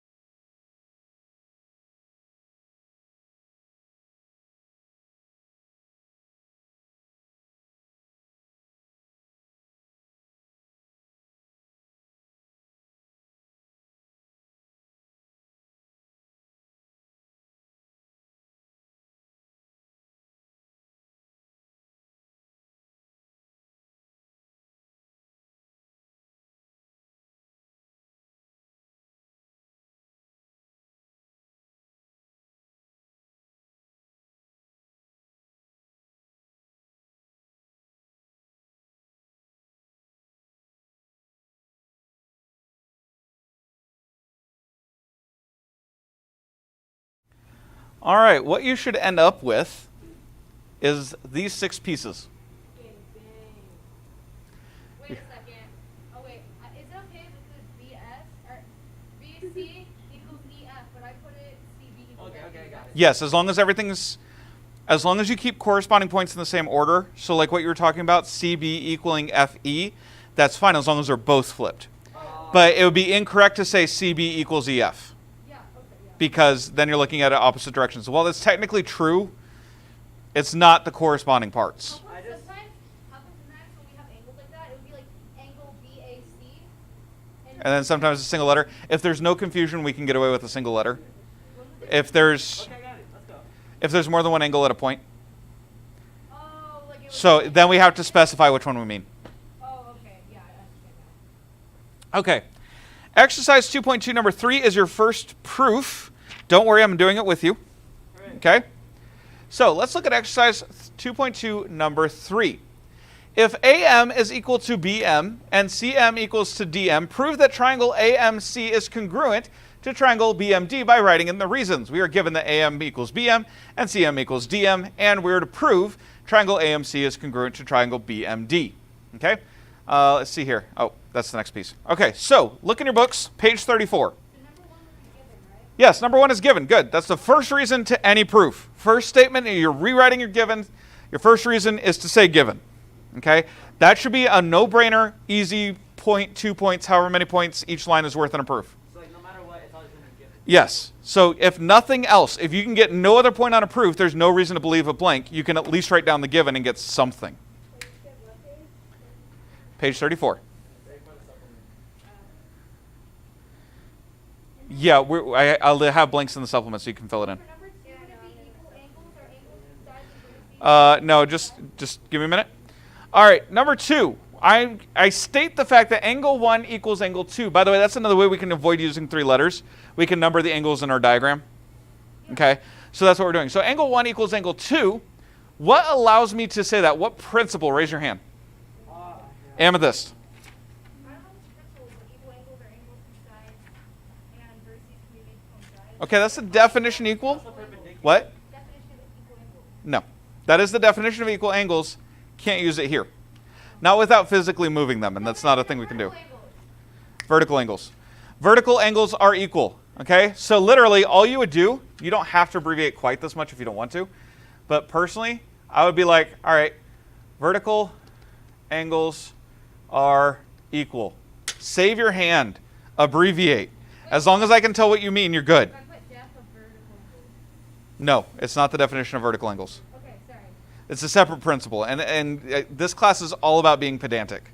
What's that mean? Extremely picky about wording. Okay. Okay? So it's not the definition of vertical angles because the definition of vertical angles is just the angles formed by 2 intersecting lines on opposite sides of a point. Are vertical angles also like perpendicular angles? No. Do you always, Wait, I forget what it's Vertical angle. Okay, so not only are 1 and 2 vertical angles, but here and here are also vertical angles. Vertical angles are just opposite each other at an intersection. The one thing I was gonna ask you, is there another name for vertical angles as well? Sometimes they're called opposite angles, but that's rare. It's rare to call them that. It was in the supplement. Yeah. question. When you abbreviate vertical, is it always VRT period? VERT, yes. There's an R in there.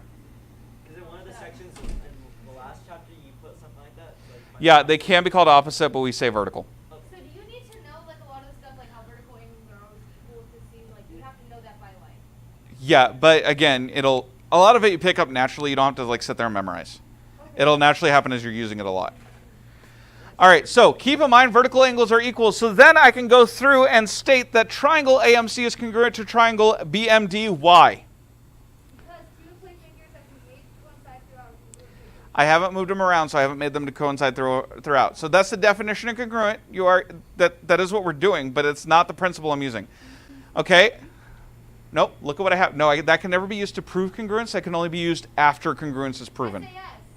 SAS. Does that make sense, though? Yeah. Okay. SAS is the correct answer. Well, we have to put T1 in parentheses. No. The book does. We don't. Okay. What does SAS mean again? Side, angle, side. So we have side AM equal to side MB. Yeah. Or sorry, BM.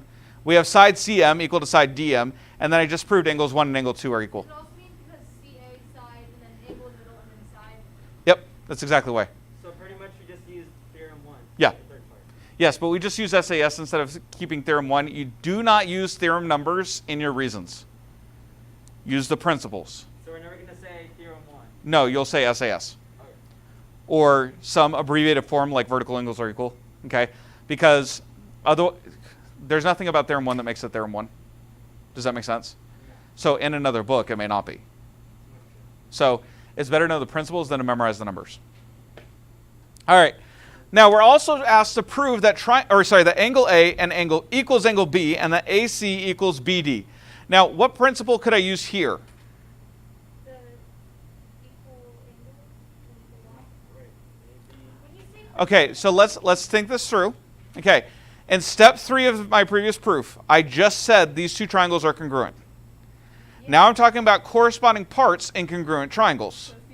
CPCTE. You cannot use CPCTE to prove congruence. You can use it after you've proven congruence to do follow-up pieces. Okay, does that make sense? yeah, okay.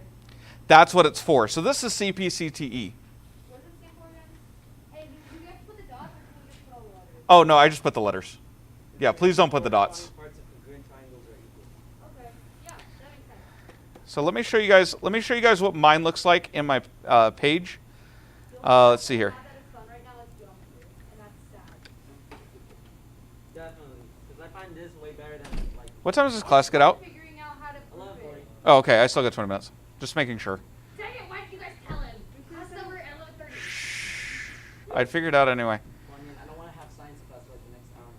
You're right. Science is so boring, so bad. Guys, quiet down, please. Yeah, actually, that's what I think. Okay, I asked nicely. Oh, sorry. Silence yourselves. Thank you. Okay, I'm just trying to find that page. There we go. Here is how I have this page filled in. Now, I just have it filled in gray for the sake of that way I know what you guys have to fill in and what you guys don't. So that's all that means, okay? That's just my cue to know what you guys are what's blank in yours. Let's put it that way, because mine are filled in. Does that make sense? So you'll notice I just wrote given, I wrote vertical angles are equal, and the reason why I wrote it like that is because it's actually easier for me to just type whole words, okay? But for handwriting, use the shorthand. And then you'll notice I did SAS, CPCTE, it's just all caps, no periods, no nothing. All right, that's kind of what I'm expecting out of you guys. Okay, again, abbreviate, but abbreviate with the standard. So vertical, abbreviate VERT. Angle should be the angle symbol followed by an S. Equal should use the equal sign. Does that make sense? Don't abbreviate where I don't understand it. Abbreviate using the standard. Okay, good? All right, let's look at page 35. We are given exercise 2.2, number 7. Why did I write version 1? I know I had a reason. Because there's a version 2. Yeah, thank you. You're helpful. Supplement 2.0. Oh, because version 2 is homework. Dude, Same proof, different version. freaking liar. We're having 'Kay. class already? So you have been this whole time. Oh, so what- Just because I don't go through and give you numbers to do doesn't mean you don't have homework. already on 1.7? We're on 2.2. You should be done up through there. You haven't assigned 1.7. I've assigned the whole section due at the end of the content. Anyway, we'll talk about that after. All right, exercise 2.2, number 7, version 1. You are asked to prove it 2 different ways. Okay, so we're going to do one way in class. You're going to do the other way as homework. Okay? So as we look at this, we're told that D is the midpoint of AB and CD is perpendicular to AB. And we're to prove that triangle ADC is congruent to triangle BDC. All right, now there's 2 ways we could go about this. I'm going to go the way of using side angle side in this proof. Okay, I'm going to use theorem 1. The other option is to use corollary 1.1 because they're right triangles. Okay, that's leg. Leg. Okay, so that's the version that you guys are going to do for homework. Okay, it makes it a little shorter. All right, but both are accurately correct. And I'm doing this specifically to show you guys there's more than one way to prove a problem. Which, guess what, means I don't grade your proofs with a key. Question. I grade your proofs based on what you put in. Now, while they're filling the blank, give me just a minute, please. While they're filling the blank, yes, I'm going to expect you to fill in the blanks as I did. Okay? But once I turn you guys loose and say, here, prove this thing, I'm not basing it on what Abeka said or what I came up with. I'm basing it on, did you prove it? Did you go through, was there a hole in your logic? Is there something you assumed? Or does everything make sense? Okay, I don't grade it with the book on purpose. All right, so just letting you guys know that's kind of how that works. It's not subjective because it's an objective task. Does that make sense? But there's more than one path. So that's, and it's impossible for me to predict all of them.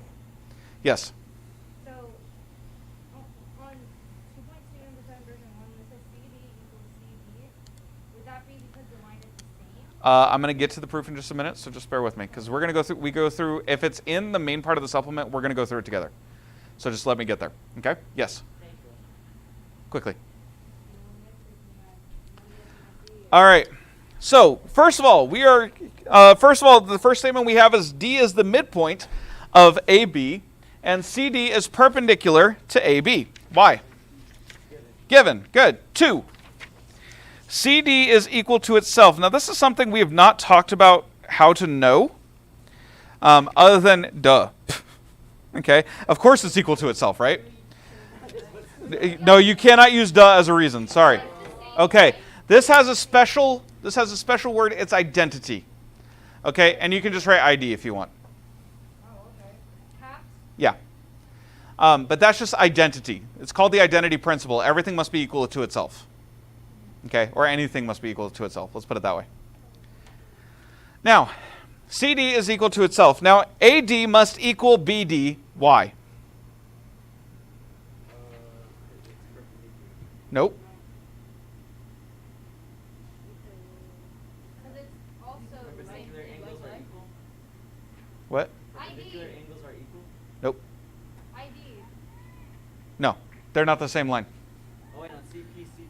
Nope, we don't have congruent triangles yet. I'm trying to prove that. I cannot use that until after it's proven congruent, and also I'm going to address the one thing. We can't use leg or side angle side unless I'm trying to prove triangles congruent. Unless that's my statement, that can't be my reason. Does that make sense? Okay. Let's say yes. Again, can't be my reason unless my statement is these 2 triangles are congruent. Axiom 1. I don't know. Which one is that? Never mind. Wrong. Cool. Guys, just look at the given. Why must AD equal DB? Perpendicular line. Nope. Has nothing to do with it. Oh, because D is the midpoint. Midpoint. Definition of midpoint. You put definition. So I just put DEF of, and then if you want to abbreviate midpoint, it's MDPT. Okay? So reason 2, Wait, how do you do it again? Def. here, I got it. 1 is given. 2 is identity, or we can just say ID. 3 is definition of midpoint.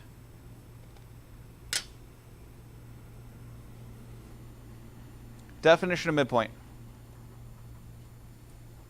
Now the next one, I've given you the reason, not the statement. And so I've just said the definition of perpendicular. What does the definition of perpendicular imply that I'm trying to prove? That's something perpendicular. CD is perpendicular AB. No, that's my given. ACD is equal to CDB. Or CDA is equal to CDB. Not yet. I have to say something else about them before I can say that they're equal. Is it AD equals BD? Nope. We already proved that in step 3. Angle 1 equals angle 2. No, that's step 4 or step 5. Dang It does involve angle 1 and angle 2, but we can't say they're equal yet. Wait, CD equals AB? Angle 1 and angle 2 are right angles. So how do you put that? So 4 would be on the left. Angle 1 and angle 2 are right angles. And yes, I am kind of teaching a lot of shorthand with this, but if you ever forget the shorthand, just write it out. Okay? You're not graded on your shorthand. So right is always RT, right? Yeah. Okay. What if you just put an arrow to VC, right? No. Please don't. The arrow actually means something in math. It actually means the word implies. No, yields. The single arrows yields, the double arrows implies. Yeah, it's a whole code. So just bear with me. The arrow facing right. All right, now that they're right angles, number 5, I've said that angle 1 equals angle 2. Why? Because right angles are always equal. Yeah, all right angles are equal. That's how we word that. So if on reason 5, all right angles are equal. And then the last line, there's nothing to fill in. I've stated that these triangles are congruent due to SAS. So on the test, will it like be like this? Like some parts are coded and some parts aren't? Or will we have to fill in the whole What thing? just happened? I got an email. Yeah. Andrew panicked. Anyway. Yeah, no, I just got an email. That's all that sound was. Sorry, distance learners. Anyway, that was probably loud. All right. Yeah. Anyway, what's going on? I'm sorry. So is it gonna be like this? That's like some parts are filled in and some parts aren't? For now, yes. You will get to ones that are just blank. But that's not, there's a reason I do the supplement, and so I adjusted quizzes and tests too. Because you need more time to get into it than what they gave you. Okay. So, yeah. So are you not Darn, gonna assign? Becca. Wait, so you haven't assigned number 7, but should we do it anyways? I'm going to go through that right now. All right, that is the end of 2.2, and that's where I'm going to leave off today. If you'll go in your supplement to the back, or not the, well, I guess it's the back of what you guys have, to where the homework section is. Okay, just to make something a little clearer, I thought it was already, but apparently not. That whole homework section will be due at the end of 2.4. I've not been going through and assigning individual problems because the whole homework section is due at the end of 2.4.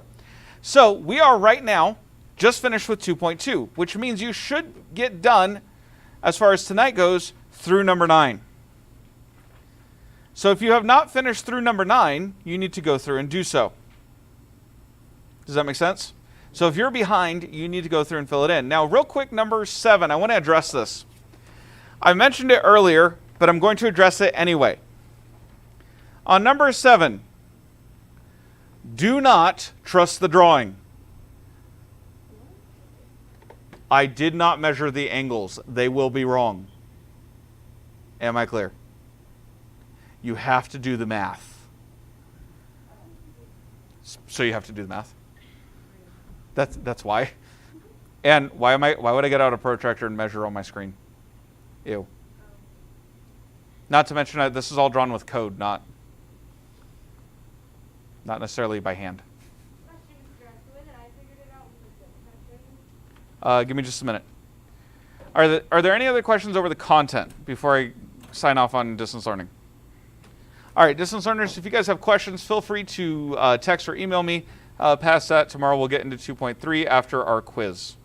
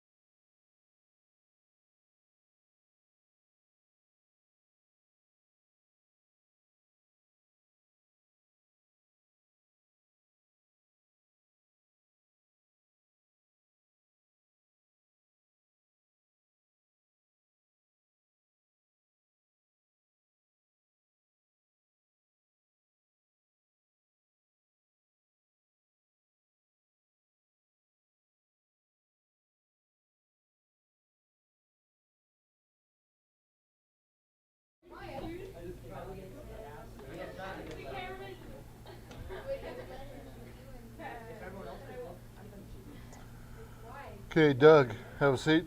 Gabby. Adrian.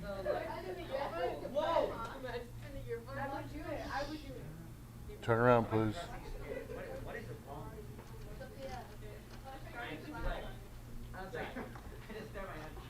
Guys, quiet. Doug, have a seat. Okay, as some of you have already heard, they are really running slow today. Mainly because they only have one camera up there. I'm not sure why. Okay. So, do you need to talk? Just listen. Okay? Is that a possibility?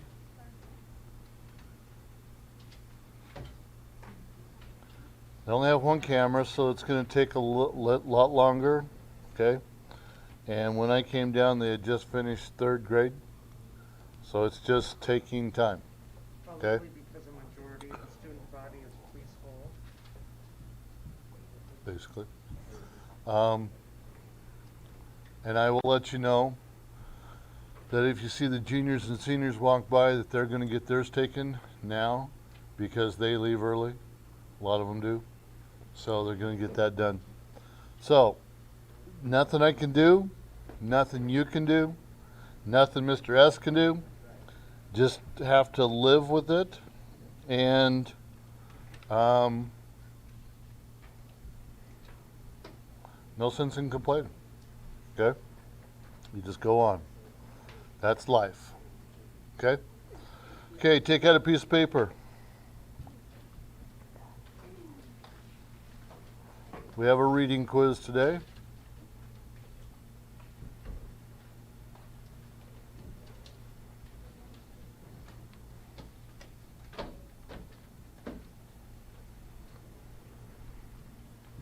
Hey Gabby, are angles big? I mean, angles are the letters big and then present or small? No, they're up, and then lines are small letters. No, they're up. Okay. Here's your reading quiz. 10th grade. Let's get it done. Put your math aside right now. Get the science going.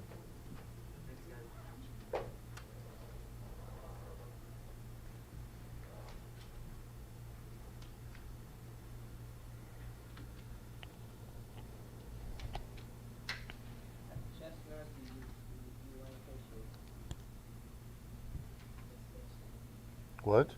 I just noticed that you're going with facial.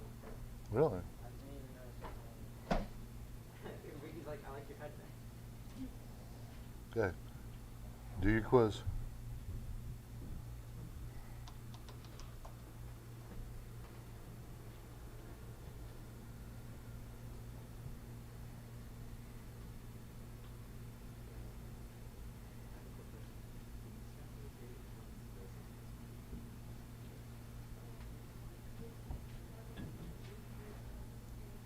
Do the quiz first. Okay. Let her grade it because we're about ready to.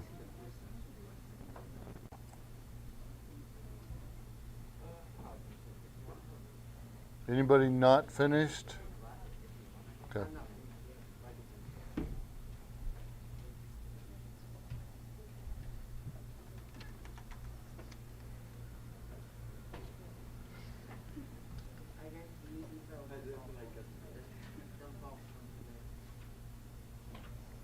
Oh, really?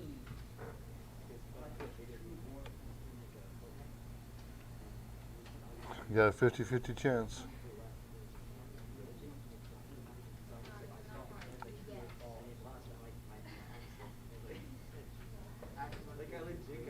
Okay.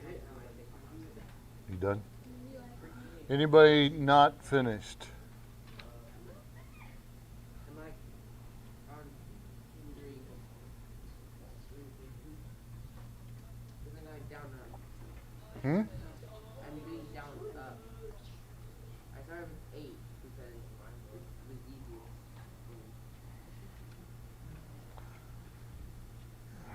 Whatever.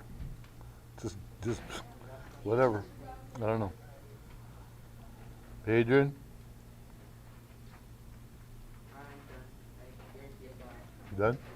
Gabby done? Doug done? Can I get a drink of water, please? Anybody not finished? Here we go.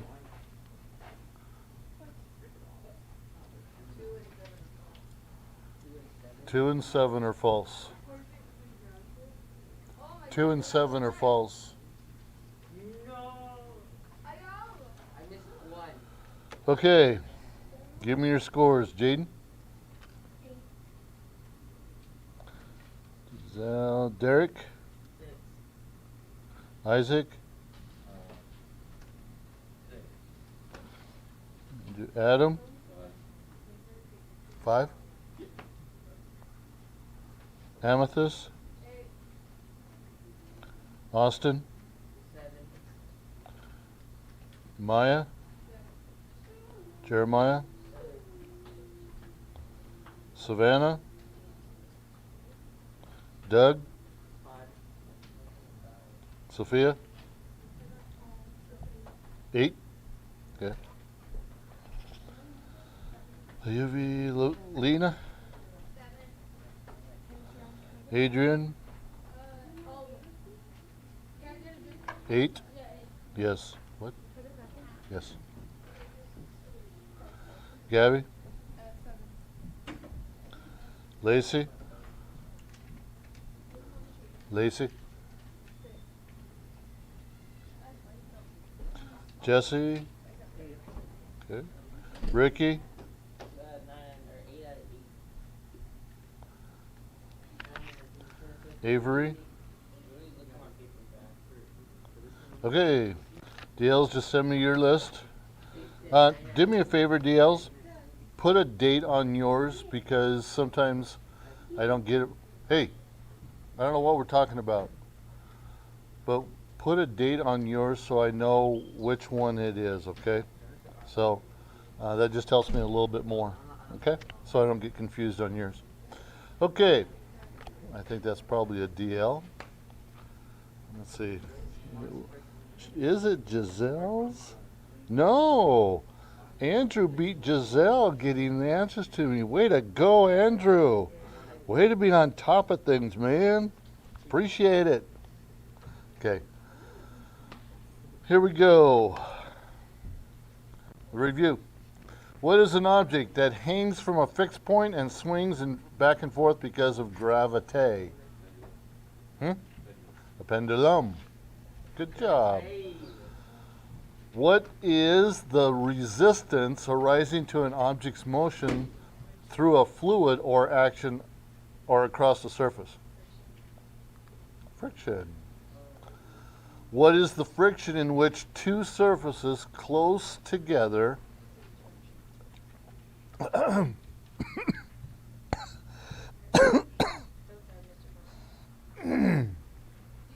hate that.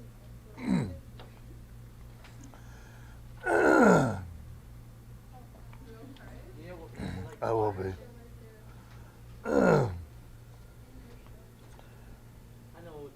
No, that wasn't inertia.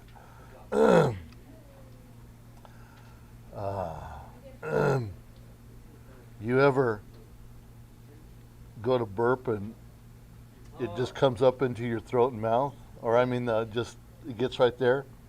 I hate it when you like. And so you got that bitter taste? I hate it when you like drinking soda and like you burp and it goes through your nose and just burns out. Okay. That attract each other and form temporary weak bonds. Attraction. What is the microscopic irregularities in the sliding surfaces which stop movement? What? Repulsion. What is the type of friction that affects sliding objects already in motion? Another one. The first one. Kinetic friction. What is the type of friction that affects stationary objects, preventing them from moving? Static friction. What is the type of friction that affects rolling objects and involves both attractive and repulsive forces? Rolling friction.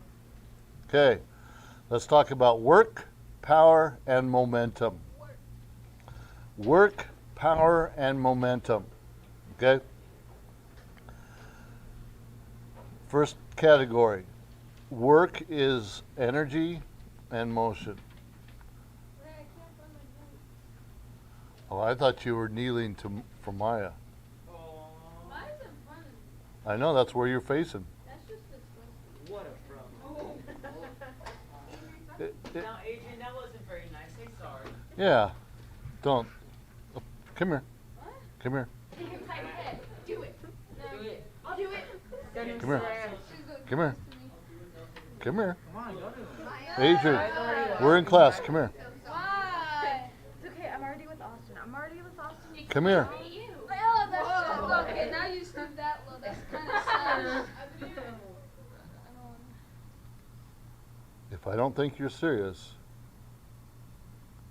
then I've got another something else for you. Apologize. I'm sorry, I understand that it was uncalled for. I'm sorry. He wasn't being serious. You weren't serious. Just gave it You up. were laughing about I it. was serious. No, You were laughing about. I wasn't. That's You get it back to life. He's like, Mr. Brown, I think you should let me talk. Do it. Do it. Okay, sorry DLs, you didn't see what happened. We had a little bit of a negative attitude going on in class. If he slapped, Okay, we'll all say he slapped. so I had to go off screen to take care of it. So sorry about that. face the camera that way, just Okay. Okay. So work is anything, or it's defined as the transfer of energy from one object to another by a force. Okay? So, you're writing down the word work right now, Doug. And you are putting work to your pencil or your writing utensil because you're putting a force behind it, to it. Okay? Work is done only when an object is moved. Okay? Boy, something didn't set. Give me acid reflux or something, man. What? It is. Okay, so anything that is stationary, there's nothing going on with it. It's not doing any work. Okay? A bulldozer that is just sitting alongside the road normally does work by plowing dirt around, moving dirt around. But if it's just sitting there doing nothing, it's not doing any work. Okay? Kind of like, kind of like students that just sit there when a teacher says, please get busy on your homework, and they just sit there like a bump on a log, and they don't do any work. The balance is even. Okay? Just kidding. Okay, so here's your formula for work. Work equals force times distance, or W equals FD. The amount of work done equals the amount of energy transferred. Okay? It was this guy, Joule. Okay? Joule is the SI unit of work, symbol capital J. It was named after that 19th century English physicist James Prescott Joule. Okay? Say that in Spanish. Ooh, jamais. Jamais, that's French. I mean, At least I know that, man. At least I know that. I don't know. So are you a Spanish Frenchman? I'm technically. Yeah, all right. Okay.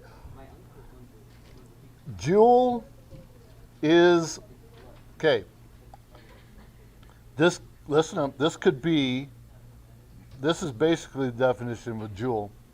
It's 1 joule is the work done when a 1 Newton or 0.22 newtons force applied along a distance of 1 meter. Okay? That's what a joule is as far as work is concerned. Mathematically, it looks like this. 1 joule equals 1 Newton times meter. Okay? So that's what's showing in the diagram. It's the amount of work pulling that object only 1 meter. Okay? Lifting a 1 Newton weight, such as a medium-sized apple, okay? 1 meter off the ground does 1 joule of work, okay? So,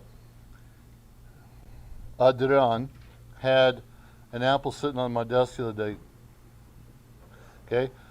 Picked it up, I did 1 joule of work. He picked it up, threw it away, he did 1 joule of work, okay?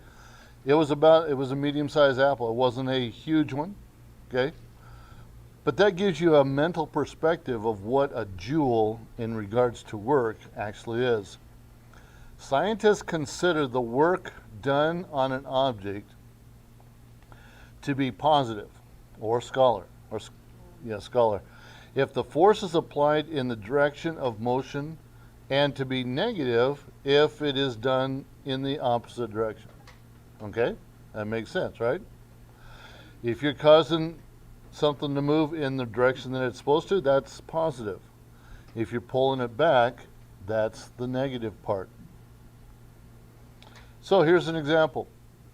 If someone lifts a 90 Newton box 1 meter above the ground at a constant speed, how much work does he perform on the box? So, since the speed is constant, no acceleration, the magnitude of the lifting force equals the box's weight. Okay? So by formula, W equals FD. W is 90 times 1. So therefore, the weight of this is just 90 newtons, or 90 joules. 90 newtons times M, or just 90 joules. Okay? So since the force was applied in the direction of motion, work was done for the positive. Okay? Positive 90 joules. Okay? Any questions about all that right now? Okay? I see that hand at home, guys, but sorry I can't answer it right now. Send me a link and I'll give you the answer. No, I'm just kidding. I didn't see your hand actually. I didn't see your hand. Okay. Here's number 2. How much work does the person perform if he lowers the box back to the ground from 1 meter at a constant speed? Now, since the person applies a force against the weight, okay, of the box, he still is applying a 90 Newton upward over a distance of 2 meters. Where'd the 2 come in? Where'd the 2 come from? Because in this problem, there's no 2. Just 1. Lifting it and setting it. 1 up, 1 down. Total of 2. Displacement idea. Okay?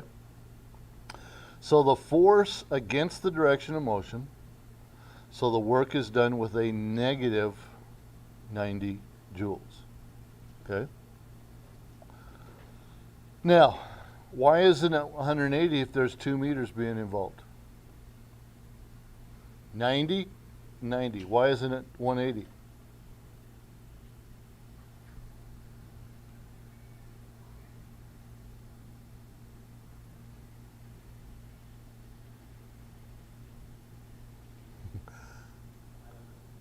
Give me some feedback. Come on. Come on. I know you can do it. Come on. Why isn't it 90 and 90, 180 joules? One's negative, one's positive. Okay? But you're expending 90 up You're not adding to it going down.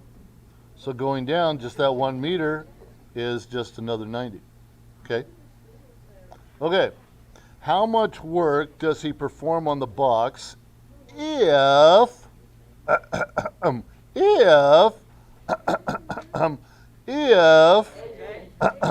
thank you. I was sounding like a broken record here. If he pulls it 1 meter across the table. So now he's no longer lifting it 1 meter, okay? 1 meter, and lowering 1 meter. He's now sliding it across the table, okay? With a force of 20 newtons, okay? So in this case,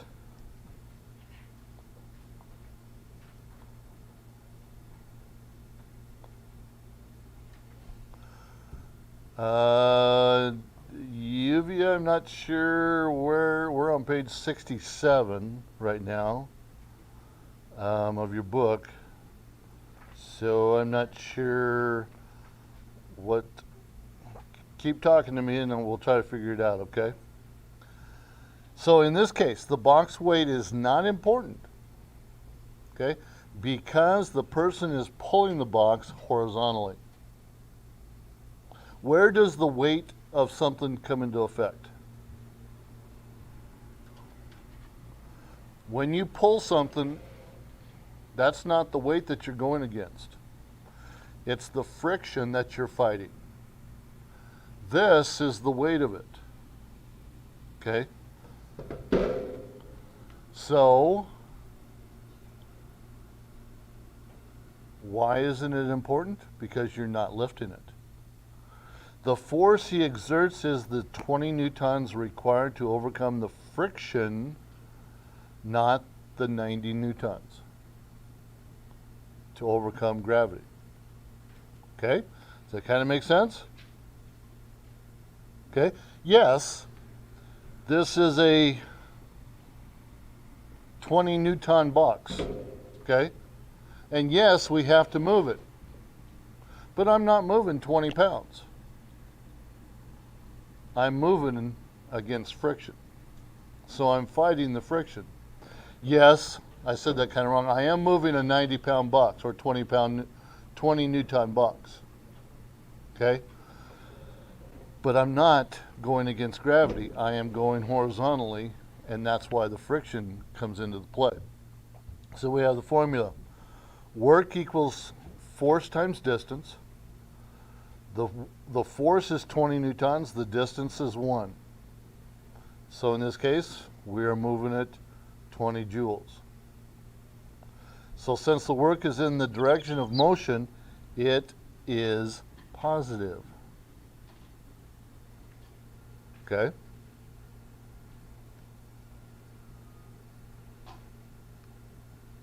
So, work and friction. When someone pulls a box across the table, he does work because he exerts a force over a distance. Okay? Right now, nothing's happening to that box. But if I go over and move it only an inch, I've exerted weight or work. Okay? So by pulling it, pushing it, I'm causing the work to be done. If the box ends up not moving, where did the energy go? It was converted into kinetic energy, energy of motion. In the box, an added energy was converted into heat, sound, and other forms of energy through friction. Okay? So, energy is never gone. It always just gets displaced someplace, somehow, into some other form of energy. So let's look at power, the rate of the work. Okay? Since work is a force times the distance, that's your W equals FD. A small child pushing a box with a force of 20 newtons for a distance of 3 meters across the floor does the same amount of work. Now catch this. A little kid does the same amount of work of 60 joules as the adult pushing the box with the same force across the same distance. Okay? So if we were to bring in a kindergartner here, and in this time against Derek, okay? Derek pushes the box, okay? Then we say, oh, okay. And if we had some kind of a tool that we could measure the force that he's putting behind it, and then we say, okay, kindergartner, push the box, okay? The kindergartner is putting as much force into pushing that box as he is. Okay? That's the idea of this principle. Power is the rate of doing work, or work per unit time. Okay? You got this dolly with the boxes on it. There's amount of work in that machine that's doing the work for you. The person carrying the boxes is not doing all the work. It's the machine, the pulley, the dolly. Okay? And here I just happened to go to a gym, and I got this picture of Adam lifting weights. Okay? And he's exerting that power, that work, to lift whatever weights those are. Probably just 5 pounds. Okay, and then if you notice, you know, I photocopied, whatever you want to call it, the picture, the face on here, but actually that's Lena right there, okay, in the bottom left picture, lifting up a can or whatever that is, okay. I guess that's a weight too, isn't it? Okay, okay, so she's doing work. Is that me on the bottom right? Bottom left, yeah. And then you've got the tractor pushing the snow, beautiful Colorado snow, okay? Beautiful snow, snow, snow, snow. Thank you, thank you. All right, we're on track here. But the tractor is doing the work, okay? The guy is just steering it, okay? Then you have the other one. Looks like Jesse's out here trying to make some kind of a snowman out of this with a chainsaw, okay? I don't know, okay? But the machine is doing the work, okay? That's the power behind all this. Here's your formula. Power equals work over time. Work divided by time. P equals W divided by T. So power is directly related to work. Okay? So if the machine, the snowblower, is not moving the snow, it's not doing work. If Adam reaches down and grabs a hold of that bar, but never does anything with the bar, there's no work involved. There's no power being exerted. Okay? So power, lifting that weight, has to deal with work, because work is moving some kind of an object. It's doing a greater amount of work in a given amount of time requires more work. Okay? Power is inversely related to time. The more time it takes to do a certain amount of work, the less power is used. Okay? And that should be and the less time it takes to do the same work, I was thinking of Bible there and I said ant, okay? aunt, the less time it takes to do, I don't know where the uncle is, but he's someplace. Uncle is the man leading the whole himself. You guys will catch on a couple hours later. And the less time it takes to do, Mr. Brown's just corny, okay, today, so just give me a break. To do the same work, the more work is used. Okay? Do you see the uncle in there? Huh? He did? The aunt did? No. Wait a second. The aunt killed and buried the uncle?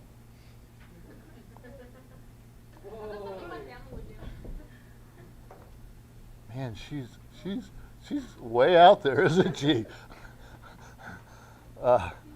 She's your friend. Bring her. Oh, the uncle's the ex.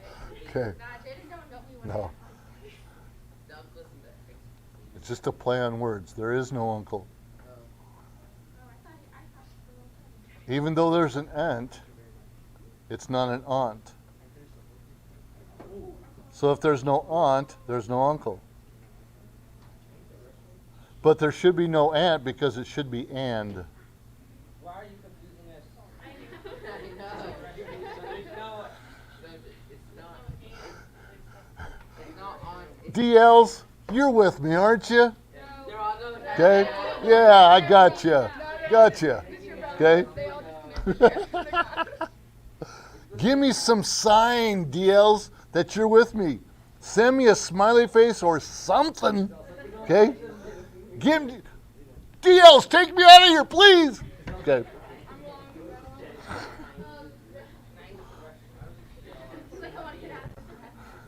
You're not helping, DLs. Okay? Moving on. What? No, we're almost out of class. So, in the SI, work is measured in joules. Okay? And time is measured in seconds. So now we're using the SIs of both of these. Okay? The SI of work is joules, right? And there it is. And the SI of time is seconds. Watching the same not with you. Yes, Andrew, baby, got it. You got it, baby. Yeah, because you're 5. Okay. Every time we just say yes, Okay. Oh, all that energy wasted. Okay. I'm happy, Andrew. You have made my day. Okay. that's a sarcastic voice. Huh? Huh? Okay. Okay, let me bring my thoughts back into this, okay?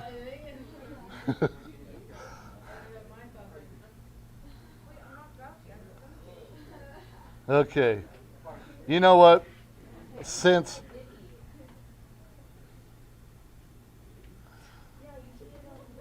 Giselle, your heresy? Is that what you said? I'm here. I'm he. I don't know what she's up. Can't. Anyway. So, on this note, that we use SI in 2 ways. The SI of work is joule. The SI of time is second. I already had this planned that we're going to do this in 2 days. So we'll pick this up tomorrow. Whoa, really? Yeah. Let's go. Yeah, we're going to kill the uncle. That's not even there. You're gonna kill that ant. That's that turn. Huh? So DLs, sorry, I got sidetracked again. It has been a pleasure. Tune in tomorrow for another episode of Work, Power, and Energy. See you tomorrow.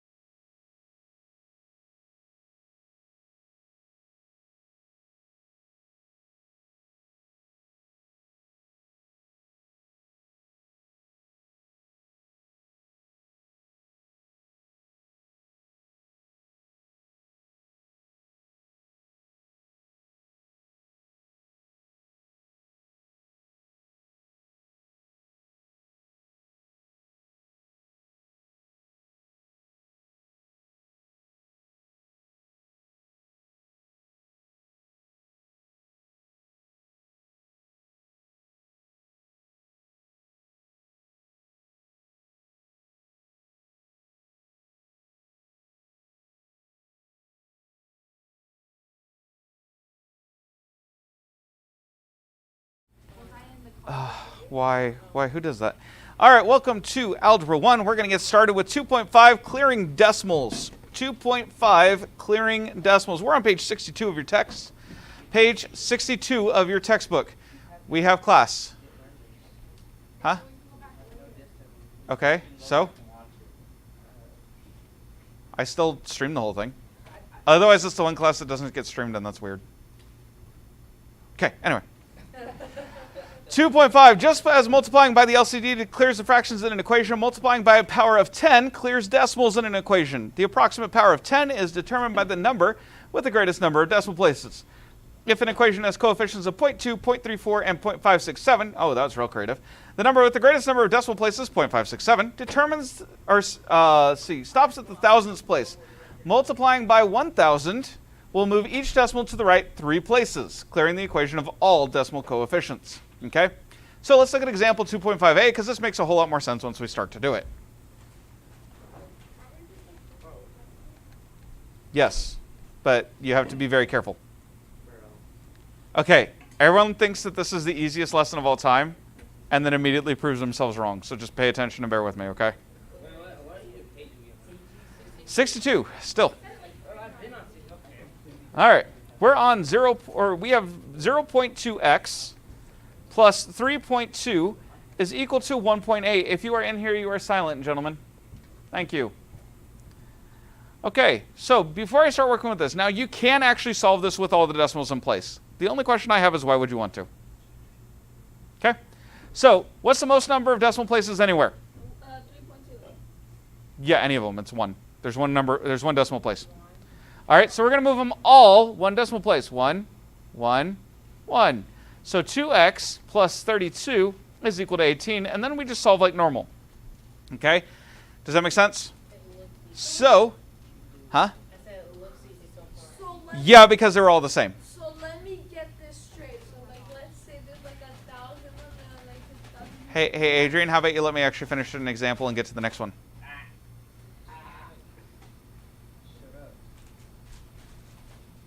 So, first thing we're going to do is what?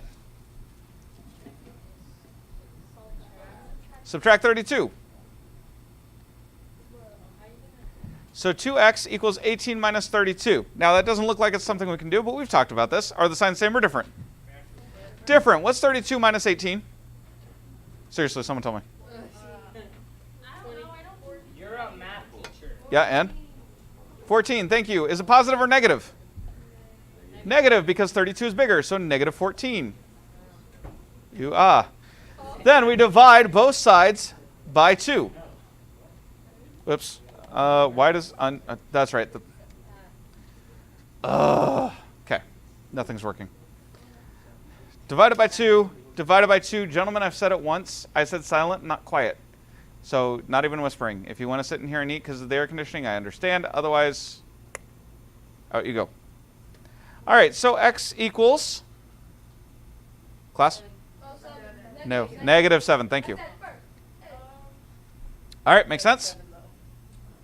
Good? Yeah, I know. Okay, it's harder to draw on these things than it looks like. Example B.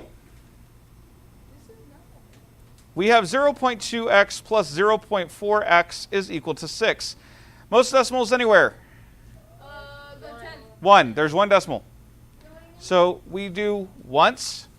Hey, there's no decimal here. Where is it? It's at the end. So yeah, we still move it. So 2x plus 4x equals 60. Yeah, that's what I meant. Like, you still So yes. So 2x plus 4x is equal to 6x,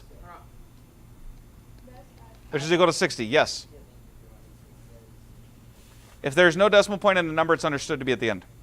Okay, but on there it says 2x plus 4x. Where do you get 60?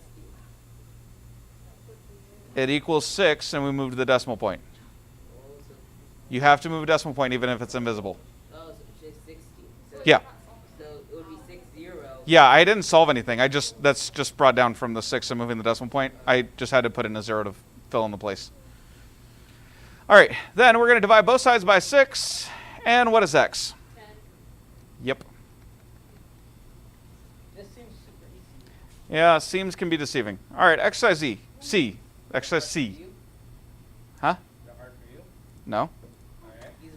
I'm just saying, when I'm teaching it, everyone is always like, oh, this is easy, and then they go to do it, and then they end up missing half the problems. So, like, just keep paying attention. Example 2.5c. Listen up. We have 1.3x plus 2.04 is equal to 7.24. How many times should I move all the decimals? 2. So that means I'm going to move this 1, 2. I know there's an x there. That becomes 130x, to be clear. 1, 2 plus 204 equals 1, 2, 724. So we're still going to subtract 204 from both sides, right? Yeah. So 130x is equal to 520. Then we divide both sides, make sure you're not talking, by 130. First of all, notice the zeros can just go away. Then 13 goes into 52, real easy. Well, okay, easier is relative, but it equals 4. If you didn't see the canceling, the division works. It's just the zeros make things a lot easier. All right? Any questions? All right. Tonight's homework. Because it's fun. All right. Homework. No, I don't. I really don't. I've graded people's stuff before, and I love when people fail. I just think it's funny. But then when I fail, I'm like, ah, shit. Is the review an upcoming quiz? Why? Practice and practice.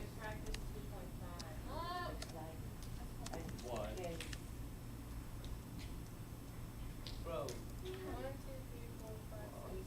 Like that. I think that's right. Hold on. 1, 2, 3, 4, 5, 6, 7, 8.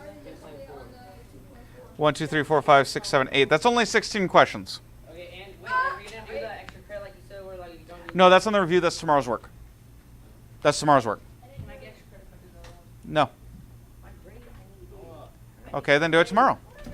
All right, this isn't discussion. This is your homework.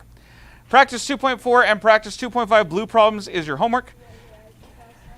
So you guys can go ahead and get started on that now.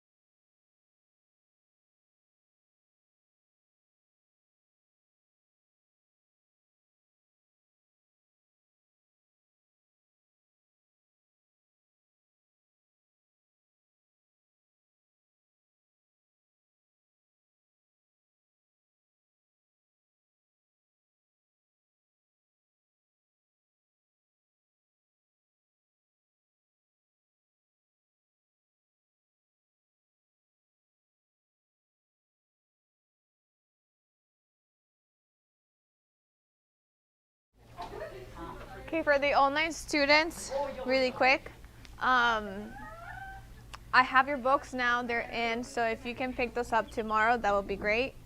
Or sometime today, I'll have those in my classroom. So I have your books. Tomorrow will be the test. I have your test books. The way that's going to work is you might have to come in and take it in my classroom, or you can, yeah, you'll have to come in person to take the test because it's in a booklet that I'm going to give you. So you have to do it in person with me. We're waiting for the 9th grader because they're taking their pictures. Once they come back to classroom, we're going to start a little review for our test tomorrow. Our test is not that hard, it's pretty simple, but you do need to know a lot of the translations, like the greetings and all of those. So we're going to be going over those. So I'm just going to have it during, I'm just going to pause it right now, and then we're going to wait for the 9th graders and then start once they come back, okay?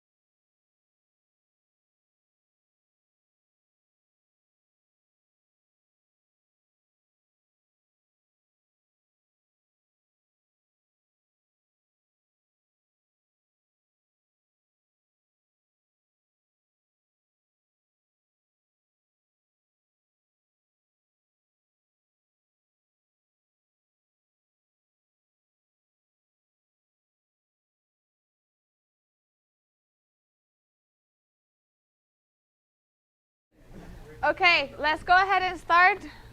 Even though not everyone's here, I just want to go over some things that's gonna be on your test. So everyone should have their books already. Go all the way to the end.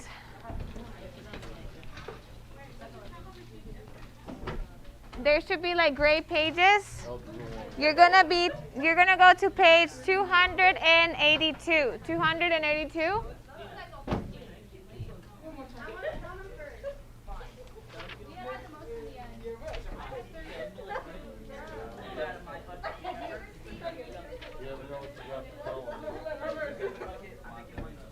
Okay. Is everyone at page 282?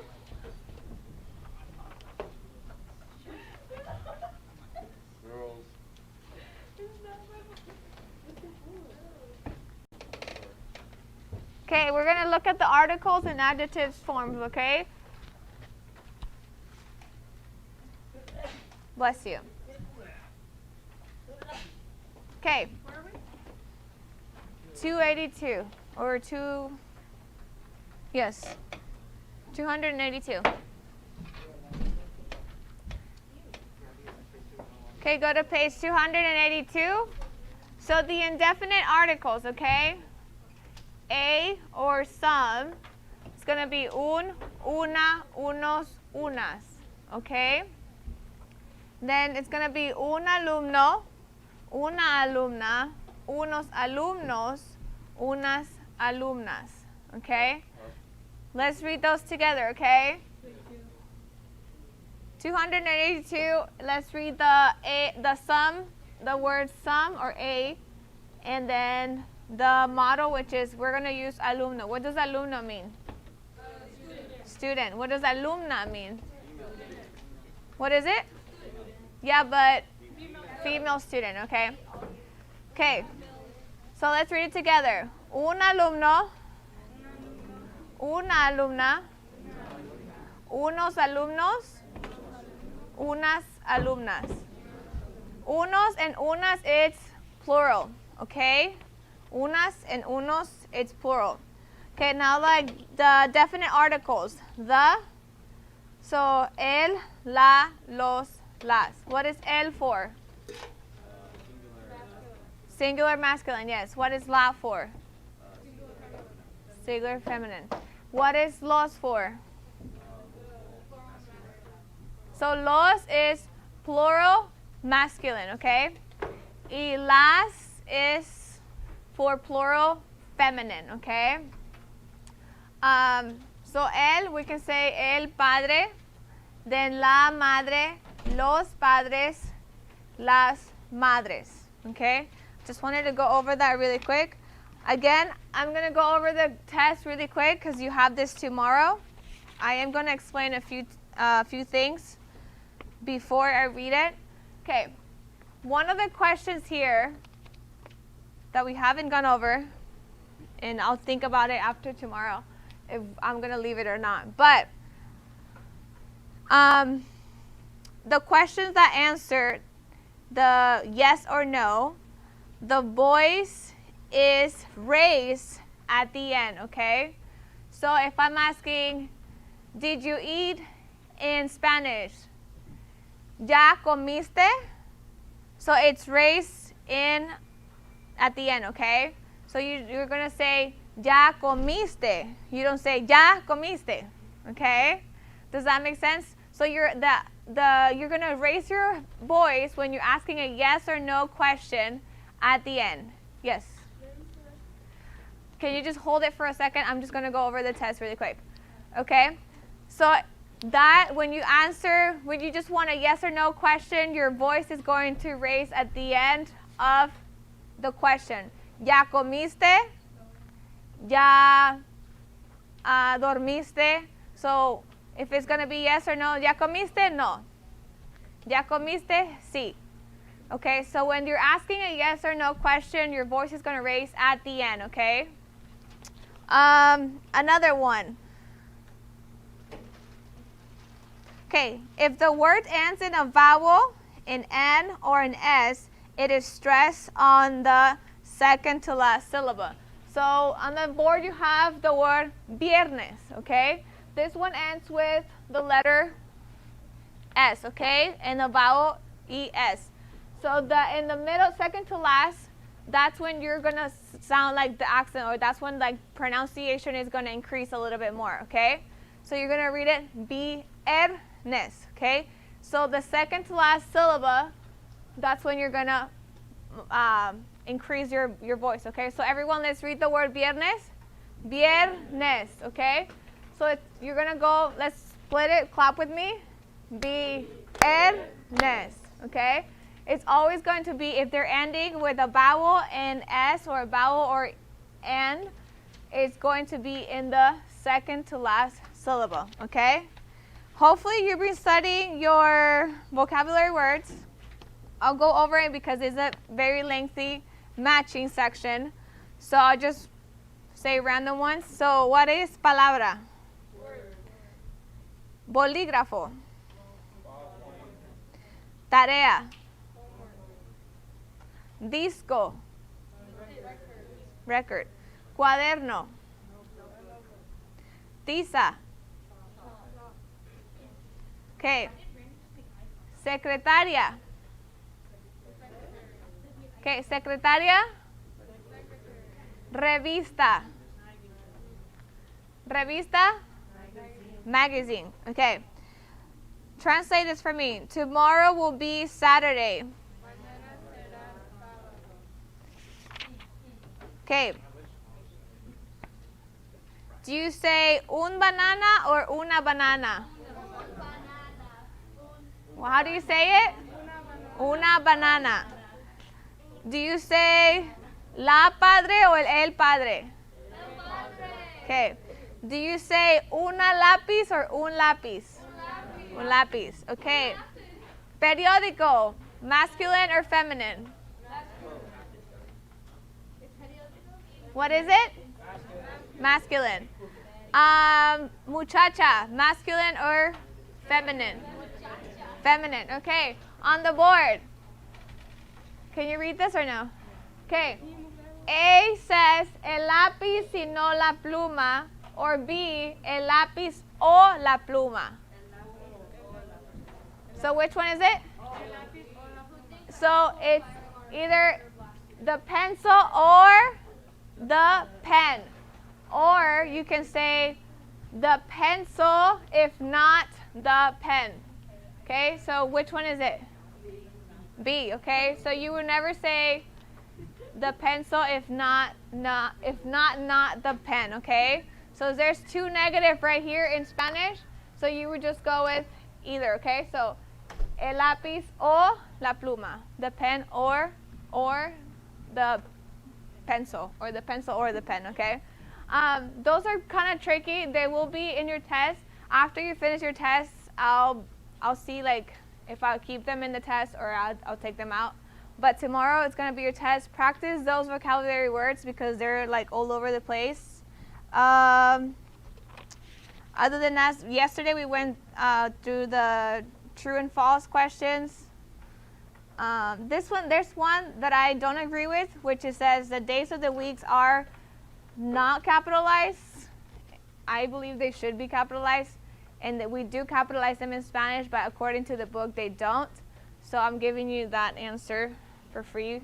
So the book says they're not capitalized, so it's not a tricky question. In Spanish, I guess they don't capitalize the days of the week. Other than that, just practice the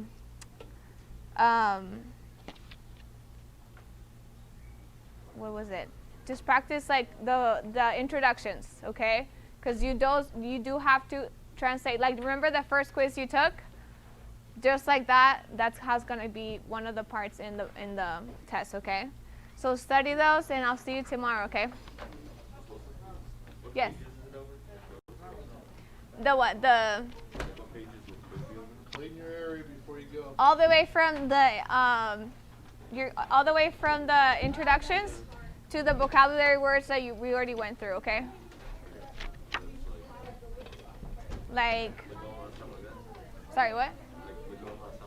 Yeah. Not the ones on the side, but the ones that we did here